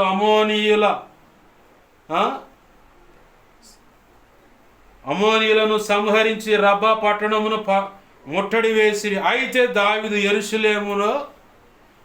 యెరూషలేమునందు నిలిచెను. వాస్తవానికి రాజు పోవాలా. ఆ పైన ఏముంది? రాజులందరూ వసంతకాలం అంటే కోతకాలం, యుద్ధాలు చేయడానికి ఒక కాలం ఉంది రాజులకి. యుద్ధం చేయడానికి వెళ్ళారు వాళ్ళంతా. యోబు అనేవాడు మేనల్లుడు, అక్క కొడుకు, తన తోడబుట్టిన యొక్క ఆడపిల్ల కొడుకు. ఆ యోబును పురమాయించాడు. అతనే సైన్యాధిపతి. శతాధిపతి అంటే 100 మంది సభ్యుల మీద ఒకడు అధికారిగా ఉంటాడు. ఆ 100 మంది మొత్తం టోటల్ సైన్యం మీద సైన్యాధిపతి యోబు, మేనల్లుడిని పురమాయించి ఇజ్రాయిల్ అందరూ పంపించేసాడు. ఈయన మాత్రం యెరూషలేము పట్టణంలో నిలిచిపోయాడంట. నిలిచిపోయి ఏం చేశాడంటే, ఆ పైన రాసి ఉంటుంది, కింద రాసి ఉంటుంది మిగతా వ్యవహారం అంతా. మిద్దె మీద పాట కూడా ఉందిగా, నాతో నీవు మాట్లాడనిచ్చో నే మాట్లాడితే నేను బ్రతుకుతానయ్యా, మాట్లాడకపోతే నేను బ్రతికే ఉపయోగం ఉంది. నా ప్రియుడా, నా హితుడా, నా ప్రాణనాదా, నా రక్షక అంటే పాట ఉందిగా. మిథ్య మీద ఉంటా, మిగతా ఏముంది? పొద్దు గుంకినప్పుడు మిద్దె మీద ఉండి చూడరాని దృశ్యాన్ని చూసి చెయ్యరాని పాపం చేసి దీన్నే సాక్ష్యం పోగొట్టుకోవటం. యోబుకు తెలుసు ఉరియాని చంపించిన విధానం. ఉరియా నీతిమంతుడు. దావీదు తన పాపాన్ని కప్పిపెట్టుకోవటానికి ఉరియా యుద్ధంలో అలసిపోయిన వారి జాబితాలో కొంతమంది రాజు దగ్గరకు వస్తారు, అంటే రాజకోటకు వస్తారు. వచ్చి కొంచెం సేద తీరి కొంచెం ఆహారం తీసుకొని నిద్ర అలసట అంతా తీర్చుకొని సాధ్యమైతే భార్య దగ్గరికి వెళ్ళి సంతోషపడి శారీరకంగా కలిసి ఎట్లానా కానీ తిరిగి మళ్ళీ వెళ్తారు. అయితే దావీదు ఉరియాకు తెలియకుండా ఆమెను రప్పించుకొని ఆమెతో పాపం చేసి తర్వాత ఆమె నేను గర్భం దాల్చానన్న సంగతి చెప్పింది. యుద్ధకాలంలో ఉరియా ముందుకు వెళ్తూ ఉన్నాడు. కొంచెం అలసటగా ఉంటే రాజకోటకు వచ్చాడు. దావీదు ఏం చేశాడు, 2 మార్లు దావీదు దగ్గర కూర్చోబెట్టుకొని, ఎక్కడ దగ్గరగా తన ఆహారం తీసుకుని ఆ బల్లం మీద దగ్గర కూర్చోబెట్టుకొని చక్కగా మంచి ఆహారం పెట్టి ద్రాక్ష రసము చేత మచ్చుడుగా చేసి, ఎందుకో తెలుసా, ఈ మచ్చులో వెళ్ళిపోయి భార్యతో కలిస్తే ఆ గర్భం దాల్చింది ఎవరి పేరు మీద పోద్ది? పాపం చేసేవాడు, కుట్ర పన్నేవాడు వ్యవహారాలు ఎట్నే ఉంటాయి. ఆల్రెడీ ఆమె గర్భం దాల్చాలని కబురు పెట్టింది. ఇప్పుడు పోయి ఆ 3వ నెల 4వ నెల ఇతను కూడా పోయి కలిశాడంటే అతని వల్లనే ఆమె గర్భం దాల్చిందని అట్లా పేడాన్న వదిలించుకోవచ్చు అని ప్రయత్నం చేశాడు. ఈరోజు చాలామంది అదే ప్రయత్నాల్లో సేవకులు ఉన్నారు. ఏంది రక్షణ పొందిన జాబితాలు చాలామంది దేవుని పిల్లలమని చెప్పుకుంటున్న వాళ్ళు ఇలాంటి కుట్రలు కుతంత్రాలతో అక్రమ సంబంధాలు ఉన్నవాళ్ళు ఉన్నారు, లేని వాళ్ళు కూడా ఆస్తుల కోసం ధనం కోసం కుట్రతో కుట్ర అంతా కుట్ర వ్యవహారాలు. ఉరియా ఏం చేశాడు తెలుసా, చక్కగా తనతో పాటు సేద తీరటానికి కొంతమంది ఉంటే వాళ్ళతో పాటు పోయి అక్కడే పడుకున్నాడు. తెల్లారి రాజు మళ్ళీ పిలిచి అడిగాడు, ఏం ఉరియా పోలేదేందంటే, ఏలినవాడా, నా సైన్యాధిపతి ఆడపోయి యుద్ధంలో ఉంటే నాతో పాటు కొంతమంది ఉన్నవాళ్ళు ఇక్కడ సేద తీరుతూ ఉంటే నేను ఎలా నా భార్య దగ్గరికి వెళ్ళి సంతోషిస్తాను, అది నాకు దూరం అవ్వాలి, అది కరెక్ట్ కాదని చెప్పని ఇక్కడ ఉన్నాను.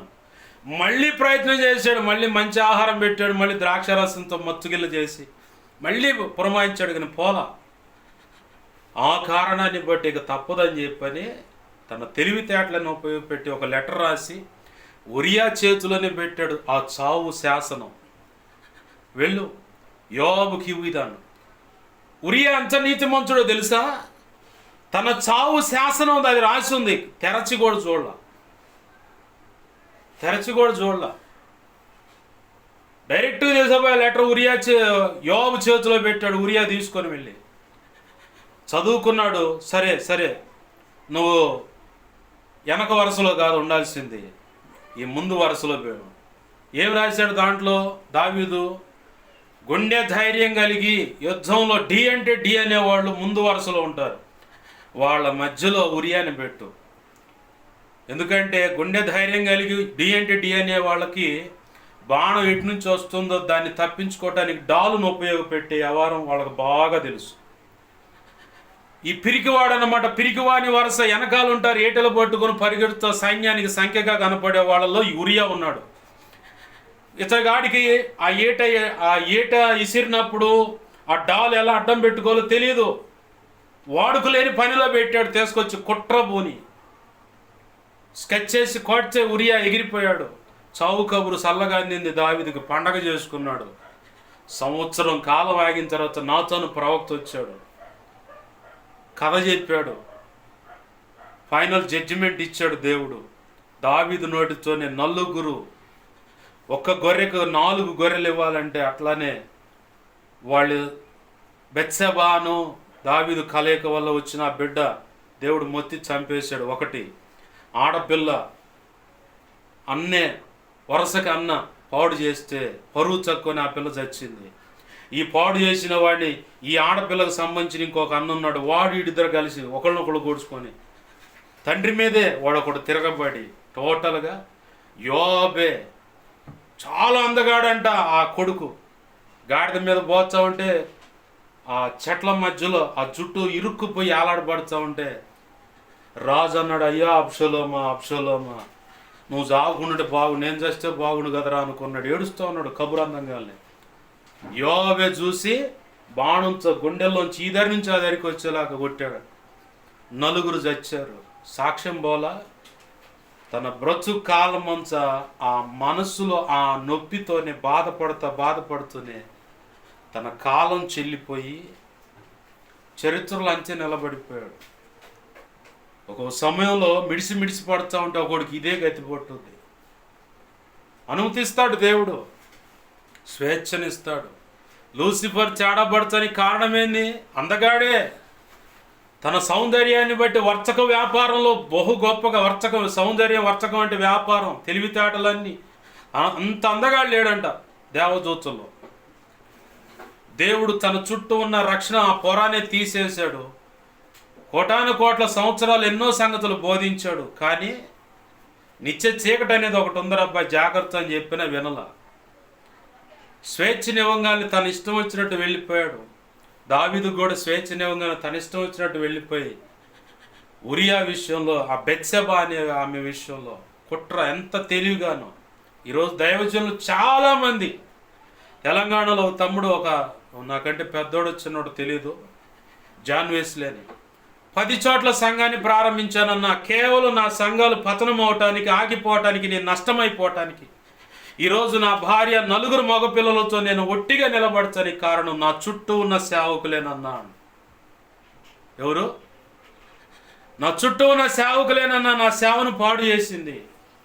అన్న మీకు ఆడ అవకాశం ఉంటే నాకు ఒక సంఘం అప్పచెప్పండి అని అంటే నేనన్నా ఫేస్బుక్లో ఫాలో చేస్తూ ఉంటాడంట ఆ తమ్ముడు, నాకు తెలీదు. నా ఫోన్ నెంబర్ని బట్టి ఫోన్ చేస్తే చెప్పాయా, నువ్వు నీ ఊళ్ళో గాయపడ్డావు, తెలంగాణ ఖమ్మం జిల్లాది, ఆ ఖమ్మం పట్టణంలో నువ్వు సేవ చేస్తావు, ఖచ్చితంగా నా ప్రభు కృపణిస్తాడు. ప్రభు చిత్తమైతే నేను వస్తాను నిన్ను బలపరచడానికి, దిగులు పడమాక, దేవుడు ఖచ్చితంగా కార్యం చేస్తాడు, విశ్వాసం వదిలిపెట్టమాక, ఇంకొకళ్ళ పంచజారమాక, నిలబడు మోకాళ్ళేసి అక్కడే, నా దేవుడు కార్యం చేస్తాడని చెప్పానన్న. సేవకులే సేవని నువ్వెంత కుయుక్తిగా కుట్రగా ఎంత తెలివితేటలు ఉపయోగించి నువ్వు చెయ్యాలనుకున్నది చేసినా ఏం చేస్తావు? ఎంత వడుగు చేస్తావు? ఇంత వడుగు చేసావు, బాగానే ఉంది, ఇంకా ఏమైనా చేయగలుగుతావు? చెయ్యి. క్రీస్తు న్యాయపీఠం ఉంది. దేవుడు అనేవాడు న్యాయవంతుడై ఉంటే ఇలాగనే కదా లోకలు అనుకునేది. న్యాయవంతుడై అయినట్లయితే ఖచ్చితంగా ఇలా బాధించబడుతున్న ప్రతి ఒక్కరి పక్షంగా వ్యాజ్యం ఆడుతాడు. నిలువున ఎంత ఘోరమైన శిక్ష ఉంటుందో చెప్పలేము. ప్రభునందు ప్రియమైన దేవుని బిడ్డలారా, ప్రభు అంటున్నాడు, నువ్వు సేవ చేస్తున్నావు, బాగానే ఉంది. ఏం రాసి ఉంది అక్కడ? ప్రకటన గ్రంథం 2వ అధ్యాయం, ప్రకటన గ్రంథము 2వ అధ్యాయము 19వ వచనం చూడండి. నీ క్రియలను కానీ, ప్రేమను, విశ్వాసము, నీ పరిచర్య, నీ సహనం నేను ఎరుగుదును. నీ మొదటి క్రియల కంటే కడపటి క్రియలు మరీ ఎక్కువైన నేను ఎరుగుదును. అయినను నీ మీద తప్పు ఒకటి మోపవలసి ఉన్నది. ఏమనగాని యెజబెల్ అనే ప్రవక్తిని ఉండనిచ్చావట. ఇక దాని పని అంతా ఏంటంటే నీ అంత శాసించటమే. దిద్దుబాటుకి ఇష్టపడదు, అది చావటానికైనా ఇష్టపడుద్ది. కానీ ఏంది, తను అనుకున్న పంతో నెరవేర్చడానికి ఎంత ఘోరానికైనా బరి తెగించుద్ది. కానీ దేవుడు చెప్పిన మాటకు పొర్రపాటును కూడా అది మనస్సు పెట్టదు, లోబడదు. దానికి ఉన్న లక్షణం అది. ఇలాంటి యెజబెల్ అనే ప్రవక్తికి చోటు ఇచ్చినటువంటి సేవకులు ఈరోజు చాలామంది ఉన్నారు. దేవుడు చెబుతున్న మొరాయిస్తారు, జరగాల్సింది జరుగుద్ది. యెహూ లాంటి వాడిని ఎవరినో ఒకడు వాడుతాడు దేవుడు. యెజబెల్ ఎలాంటి సాగు తెచ్చింది? ఆ 2 రాజుల గ్రంథం 10వ అధ్యాయంలో చూడండి, అక్కడ కనపడుతుంది. చక్కగా మేకప్ వేసుకుందంట. మేకప్ వేసుకొని కిందకు చూడగానే యెహూ కనపడుతున్నాడు అక్కడ. ఆ పక్కనున్న చెలికత్తెలతో మాట్లాడుతున్న నా పక్షంగా ఉన్న వాళ్ళు ఎవరు? దాన్ని అక్కడి నుంచి కిందకు నెట్టను. ఆ పై మేడ గదిలో నుంచి కిందకు నెడితే కింద పడి మెడ ఇరిగి చచ్చింది. అందరూ వచ్చి తొంగి చూసే లోపల చేతులను కాళ్ళు చివర్లు మాత్రమే కనపడ్డాయి, మిగతాయి మొత్తం తిన్నాయి కుక్కలు. రక్తం కుక్కలు నాకిని అంట. ఏలియా ప్రవక్త ద్వారా చెప్పబడిన మాట. అహబ్ ఎలా చచ్చాడు తెలుసా? ప్రారంభంలో దేవుడు చెప్పంగానే, ఏలియా ద్వారా చెప్పంగానే చాలా మార్పు చెందినట్టుగా దేవుడే అన్నాడు ఆ మాట. దేవుడే అహబు గురించి దేవుడన్న మాట ఉంది. ఏలియాతో అహబు గురించి ఏలియాతో చెప్తా ఉంటాడు. ఏలియాతో చెప్తా ఉంటాడు, అహబును చూడు ఎంత మార్పు చెందినట్టుగా, చాలా వినయంగా, చాలా వినయంగా మార్పు చెందినట్లుగా తన యొక్క వ్యక్తిత్వాన్ని మార్చుకున్నాడు. అయితే అంటాడు ప్రభు, అంటాడు తన కాలంలో, ఎప్పుడు అహబు కాలంలో జరగాల్సిన ఆ కీడును కాస్త దేవుడు తప్పించి తన పిల్లల యొక్క కాలంలో జరిగిస్తానని దేవుడే చెప్తాడు. ఆ మాట దేవుడే ఆ మాట చెప్పగానే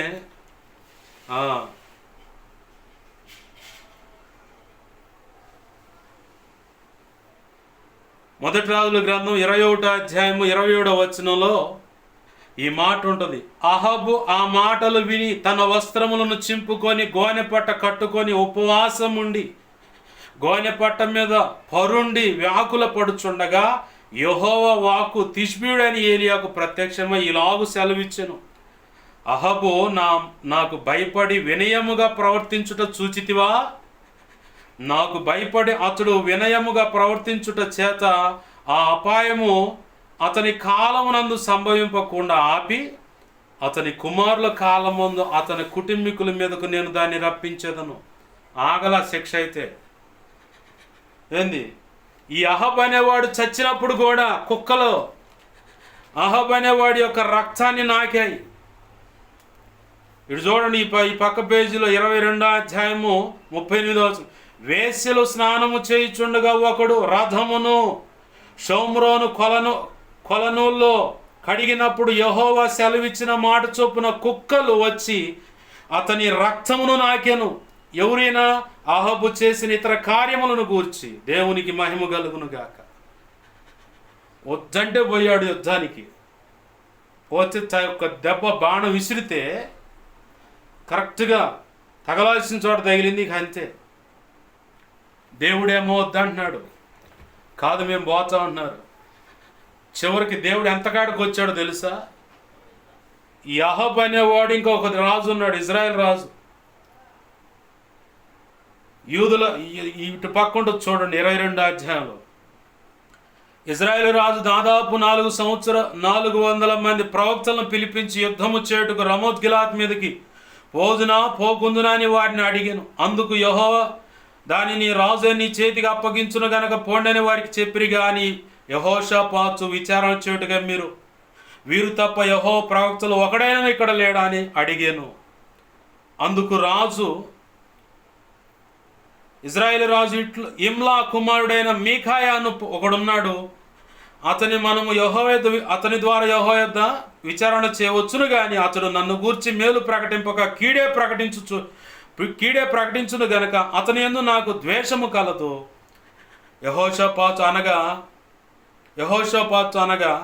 యెహోషాపాతు రాజైన మీరు అలాగనవద్దు. ఇజ్రాయేల్ రాజు అడుగుతున్నాడు. యెహోషాపాతు అనేవాడు యూదుల రాజు. ఇక్కడ రెండుగా విభాగించబడింది సొలొమోను కాడ నుంచి. ఇక్కడ యెహోషాపాతు సహాయం అడిగాడు. మీకా వచ్చి చెప్తున్నాడు, పిలిచారు మేకాని, వెళ్ళమంట వద్దంటే వద్దు, ఆగు, పోమాకు, నువ్వు శవమే వస్తావని. చూసావా నేను చెప్పానా లేదా? మా గురించి ఇట్లానే మాట్లాడేది ఈ మీకా అనేవాడు. వీడు ఎప్పుడు మాకు అనుకూలంగా మాట్లాడంటే ఆగా ఈ లోపల పరలోకంలో తర్జుమా చర్చ జరుగుతూ ఉంది. అహబు ఏర్పాటు చేసుకున్న ప్రవక్తలను దారి తప్పించడానికి ఎవరు పోతారన్నాడు దేవదూతల్ని. ఒక్కడికి ధైర్యం చాలట్లా. దురాత్మ ఒకటి వచ్చి తెగించి ముందుకు వచ్చి, అయ్యా నువ్వు సెలవిస్తే నేను పోయి ఆ ప్రవక్తల నోట అబద్ధమాడు మాటగా ఉంటాను. దేవుడు ఒకడిని ఫైనల్గా లేపేయాలనుకున్నప్పుడు జరిగే సంగతులు. ఇక లేదు అవకాశం, ఎన్నో అవకాశాలు ఇచ్చాడు. ఆ పైన ఏమన్నాడు 21 అధ్యాయంలో, కుయుక్తిగా ఎంత వినయంగా మారినట్టు చూసావా ఏలియా అంటున్నాడు దైవజనుడితో. 22 అధ్యాయంలోకి వచ్చేసరికి వద్దంటున్నాడు దేవుడు, కాదు నేను పోవాలంటున్నాడు. ప్రవక్త వచ్చి మేకాయ కూడా చెబుతున్నాడు వద్ద ఎడమాకండి అంటే, ప్రవక్తలు ఒకడు వచ్చి మేకా మీద చెంపతో పెళ్ళమని కొట్టి, ఇప్పుడే దేవుడు ఇటుకుండా పోచా నాచో నిన్ను కొట్టమని చెప్పిపోయినాడు. ఆ చెంప మీద కొట్టినోడు అంటున్నాడు, రే నేను సేఫ్, కానీ నువ్వు మాత్రం వీళ్ళందరూ చావటం చూసి నీకు కూడా మూడిందిరా అని. కాదని తీసుకుపోయి మేకాని బందీఖానాలో పడేశారు. వీళ్ళు మాత్రం పోయారు మోతుబొర్లని. చివరికి ఏమైంది, అహాబ్ అనేవాడు చావనే చచ్చాడు. ఆ రథాన్ని గడుగుతూ ఉంటే చచ్చాడు అని చెప్పని తీసుకుని రక్తంతో రథం అంతా మడుగైపోయింది. ఆ వేసలు స్నానం చేసే కొలనూలు అంటే ఒక కోనేటి దగ్గర, ఆ వాగు దగ్గర రథాన్ని గడుగుతూ ఉంటే కుక్కలు వచ్చి అహాబు యొక్క రక్తాన్ని నాకాయి. 2 రాజుల 10వ అధ్యాయంలో ముందు పిల్లలు చచ్చారు, కన్న తల్లి కళ్ళ ముందే 70 మంది పిల్లలు చచ్చారు. ఆ వార్త వినపడది, కానీ ఏమో కూడా మేడ మీద నుంచి త్రోసివేయబడితే ఆమె మెడని కింద చచ్చింది. వీళ్ళంతా అరేరేరే అనుకొని చూసే లోపల కుక్కలు మొత్తం కాజేసింది, చేతులను కాళ్ళు మాత్రం కనపడుతుంది. ఆ రక్తాన్ని నాకు మాంసంతో తినేసినాయి కుక్కలే. కారణం ఏందో తెలుసా, నాబోత్ అనే ఒక చిన్న పొలం కాడ కకృతి పెడితే ఆ గతి పట్టింది. మళ్ళీ చెబుతున్నాడు దేవుడు, దైవజనుడా నీకు కావాలంటే ఎన్ని సేవలైనా ఇదే పట్టణంలో కావచ్చు ఇంకే పట్టణంలో ఎన్నైనా సంఘాలు ఇవ్వగలడు దేవుడు. ఫలానా వాడి సంఘాన్ని సేవను ముంచేసి నేను నిలబడాలనుకుంటే ఇదిగో అహాబు యెజబెలుకు పట్టిన గతే పట్టుద్ది. ఫైనల్గా నీవు ఏ కుట్రతో నువ్వు చేసావో, నాబోతు అనేవాడి ఆ పొలంలోనే అతను తప్పుడు సాక్ష్యం నిలబెట్టి రాళ్లతో కొట్టి చంపేస్తే రక్తాన్ని కుక్కలు నాకాయి. ఏలియా చెప్పాడు, అతగాడికి ఎలా చేసావు అదే గతి మీకు పట్టుద్దాడు. అలాగనే అహాబు యొక్క రక్తాన్ని కుక్కలు నాకాయి, యెజబెలు ఒక రక్తాన్ని కుక్కలు నాకాయి.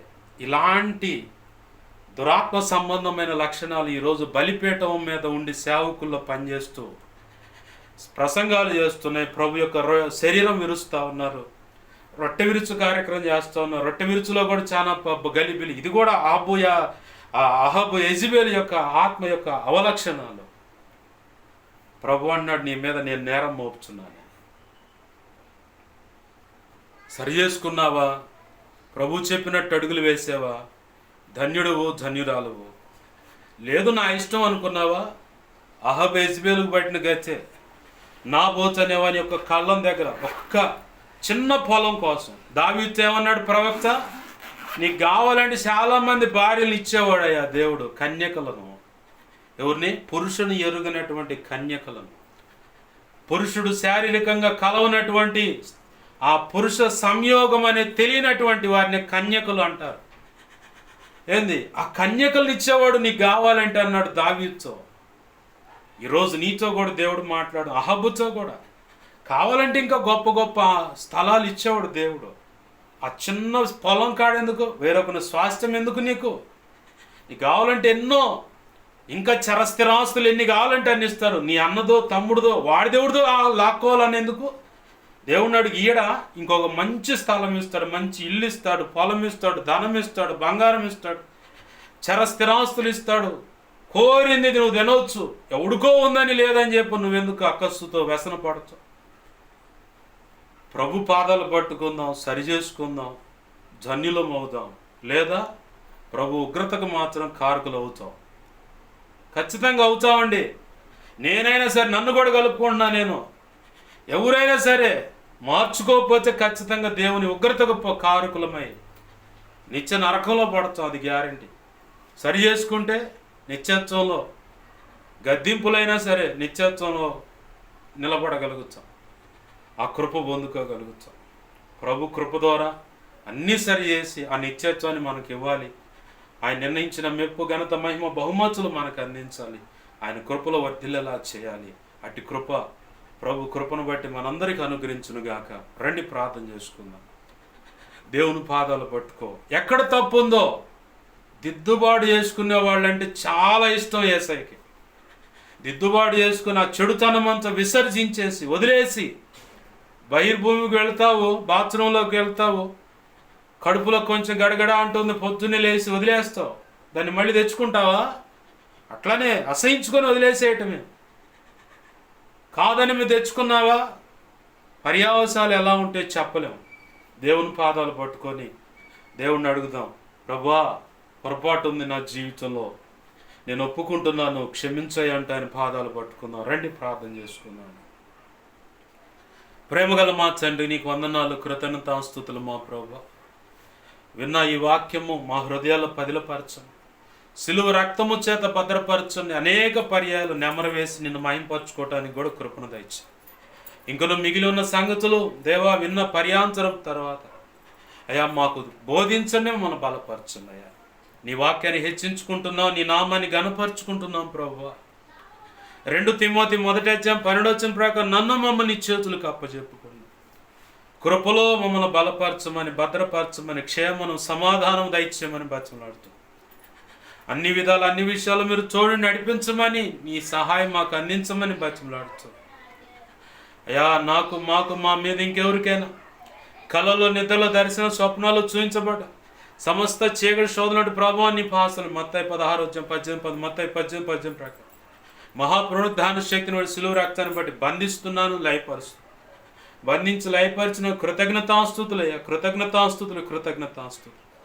నాకు మాకు మా మీద ఇంకెవరికైనా కళలో, నిద్రలో, దర్శనం, స్వప్నాల్లో చూపించబడ్డ సమస్త మంచి కళ్ళు, మంచి దర్శనం, మంచి స్వప్నం, నిద్రలో చూసి సమస్త మంచి యేసు నామములో నీ మహాపునరుద్ధాన శక్తిని బట్టి సిలువ రక్తాన్ని బట్టి మత్తయి 16:18 మత్తయి 18:18 ప్రకారం ఈ సంతోషం పరిపూర్ణమును త్వరపెట్టే జరుగునుగాక, నెరవేర్చబడునుగాక. త్వరపెట్టే జరిగేలా చేసి నెరవేర్చినందుకు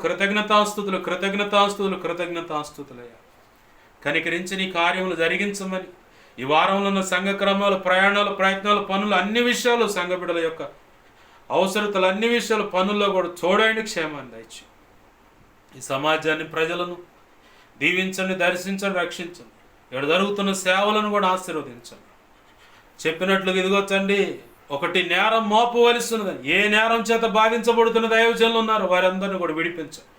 నేను ఒకవేళ ఉన్నా సరే విడిపించండి ప్రభువా. తేటగా తెలియపరిచి దిద్దుకొని నీవు అనుకున్న రీతిగా అడుగులు వేయడానికి సహాయం చేయండి. నా కోసం, మా కోసం ప్రార్థించండి అనే రీతులుగా అడిగిన బిడ్డలు ఉన్నారు, అడుగుతున్న వాళ్ళు ఉన్నారు. మా సంఘ దైవజనుడు తెలియపరిచి ప్రార్థన చేయించాయని, దైవజనుడి ద్వారా మా సంఘ తెలియపరచు ప్రభువా అని అడుగుతున్న, నీ ఎదుట ప్రార్థన చేస్తున్న బిడ్డలు వారందరూ అవసర తక్రత నీ కృప చేత యేసు నామములో తీర్చబడునుగా. నా కోసం, పరిచయం కోసం, గతంలో ఇప్పుడైనా ఇక ముందైనా వ్యక్తిగతంగా ఉపవసించి కుటుంబ ప్రార్థనలో ఇలా అనేక రకాల ప్రార్థిస్తున్న బిడ్డలను దీవించండి, దర్శించండి, రక్షించండి. ఆధ్యాత్మిక, భౌతిక, ఆర్థిక, ఆరోగ్యపరం కొలతలేని దీవెనిచ్చి బలపరిచి అభిషేకించి నీ సేవలో గొప్పగా వాడుకోండి. నీ ఆత్మకార్యములు జరిగించమని అయా, మందిర స్థలాల విషయంలో కృప దయచి అయా, పాటల రికార్డింగ్ విషయంలో, రచన విషయంలో కానీ, పుస్తకాల రచన విషయంలో కానీ, ప్రింట్ చేయడం, పబ్లిష్ చేసే విషయంలో కావలసిన ధన యావచ్చు మీరు దయచేయండి. అంతటా సమస్తంలో తోడు నడిపించమని. సంవత్సరం ఆఖరిలో ఉన్నాం ప్రభువా, నీవు సెలవిచ్చినట్లుగా నువ్వు చెప్పావు ప్రభు, ఇదిగో నేను ఇచ్చే మందిరంలోనే వాచ్నైట్ సర్వీస్ జరిగిస్తావని. డిసెంబర్ 31వ తారీఖు అది నీ కృప ద్వారా నెరవేర్చమని. నీ వారిని ఎవరు కోల్పో, అందరిని సంపాదించుకుని దక్కించుకుంటాను అయ్యా. ఈ సంవత్సరంలో జరిగే సేవ పరిచర్య బ్రతుకాలమైన సేవలో గుర్తుండిపోయే సేవ జరుగుతుంది. నీ కృప ద్వారా నెరవేర్చమని, సహాయం చేయమని అయ్యా. క్రిస్మస్ ఆరాధనలు కానీ, ఆ పాటల విషయంలో, న్యూ ఇయర్ సాంగ్ విషయం, అన్ని విషయాలు కృప దయచేయండి. నీవే చోటు నడిపించును మాత్రం మహిమ పొందమని యేసయ్య ఉన్నతనంత శక్తిగల నామమున అడిగి వేడుకొని ప్రార్థించి సమస్తం పొందుకొని కృతజ్ఞతాస్తుతులు చెల్లించి నన్ను మమ్మల్ని చేతులకు అప్పచెప్పి నేను మహింపరుచుకుంటున్నాం మా తండ్రి. ప్రభువా, దురాత్మ, అంధకార శక్తులు, బంధకాల చేత పీడించబడుతున్న యేసు నామములు ఇప్పుడు విడుదల కలుగునుగా. ఆ కుక్కలో ఉన్నటువంటి ఆ కీడంతా యేసు నామములో బంధిస్తున్నాను ప్రభు. వివాహ విషయంలో సమస్యలను పరిష్కరించి నీ చిత్త ప్రకారం నీవు అనుకున్న రీతిగా ఎదుగో తండ్రి, నీ బిడ్డలకు చూపించింది నెరవేర్చు, నువ్వు మాత్రం మహిమ పొందమని, కార్యము జరిగించమని కృతజ్ఞతాస్తుతులు చెల్లిస్తూ భవిష్యత్తును ఆశీర్వాదకరంగా మార్చమని, అన్ని విధాల నీ కృపలో వర్ధల చేసి నువ్వు మాత్రం మహిమ పొందమని యేసయ్య నామంలోనే ప్రార్థించి సమస్తం పొందుకొని గర్భఫల విషయంలో కార్యం జరిగించు. ఇదిగో తండ్రి, కుటుంబాలను కట్టండి, నీ కార్యం జరిగించము. ఏసై ఉన్నతనంత శక్తి గల నామును అడిగి వేడుకొని ప్రార్థించి సమస్తం పొందుకొని నేను మైంపరుచుకుంటూ నన్ను మమ్మల్ని చేతులకు అప్పచెప్పుకున్నాం మా తండ్రి. ఆమేన్. ఇప్పుడు మన తండ్రి అయిన దేవుని ప్రేమయు ఆయన ప్రియకుమారుడైన యేసుక్రీస్తు వారి కృపయు పరిశుద్ధాత్మ దేవుని అన్యోన్య సహాయ సహవాసము సమకూడిన ప్రార్థనలు ఏకీభిస్తున్న ముందు ఏకీభించబోతున్నాం. అలాగే సార్వత్రిక సంఘంలోని సకల పరిశుద్ధులకు నిత్యత్వము చేరు పర్యంతరం సదాకాలము చూడని నడిపించునుగాక. ఆమేన్. యేసు రక్తమునకే ప్రవేశు రక్తమునకే ప్రవేశునాము సంపూర్ణమైన విజయం కలుగునుగాక. ఆమేన్. అపవాది వాడి దూతలు చీకటి అంధకార శక్తులకి అవి ఎంత ప్రమాదం మాంత్రిక అవేవైనా వాటన్నిటికీ అనంతనా సర్వనాశనం నిత్యనాశనం కలుగును. యుద్ధం యెహోవా. యేసు రక్తమునకే జయము జయము జయం.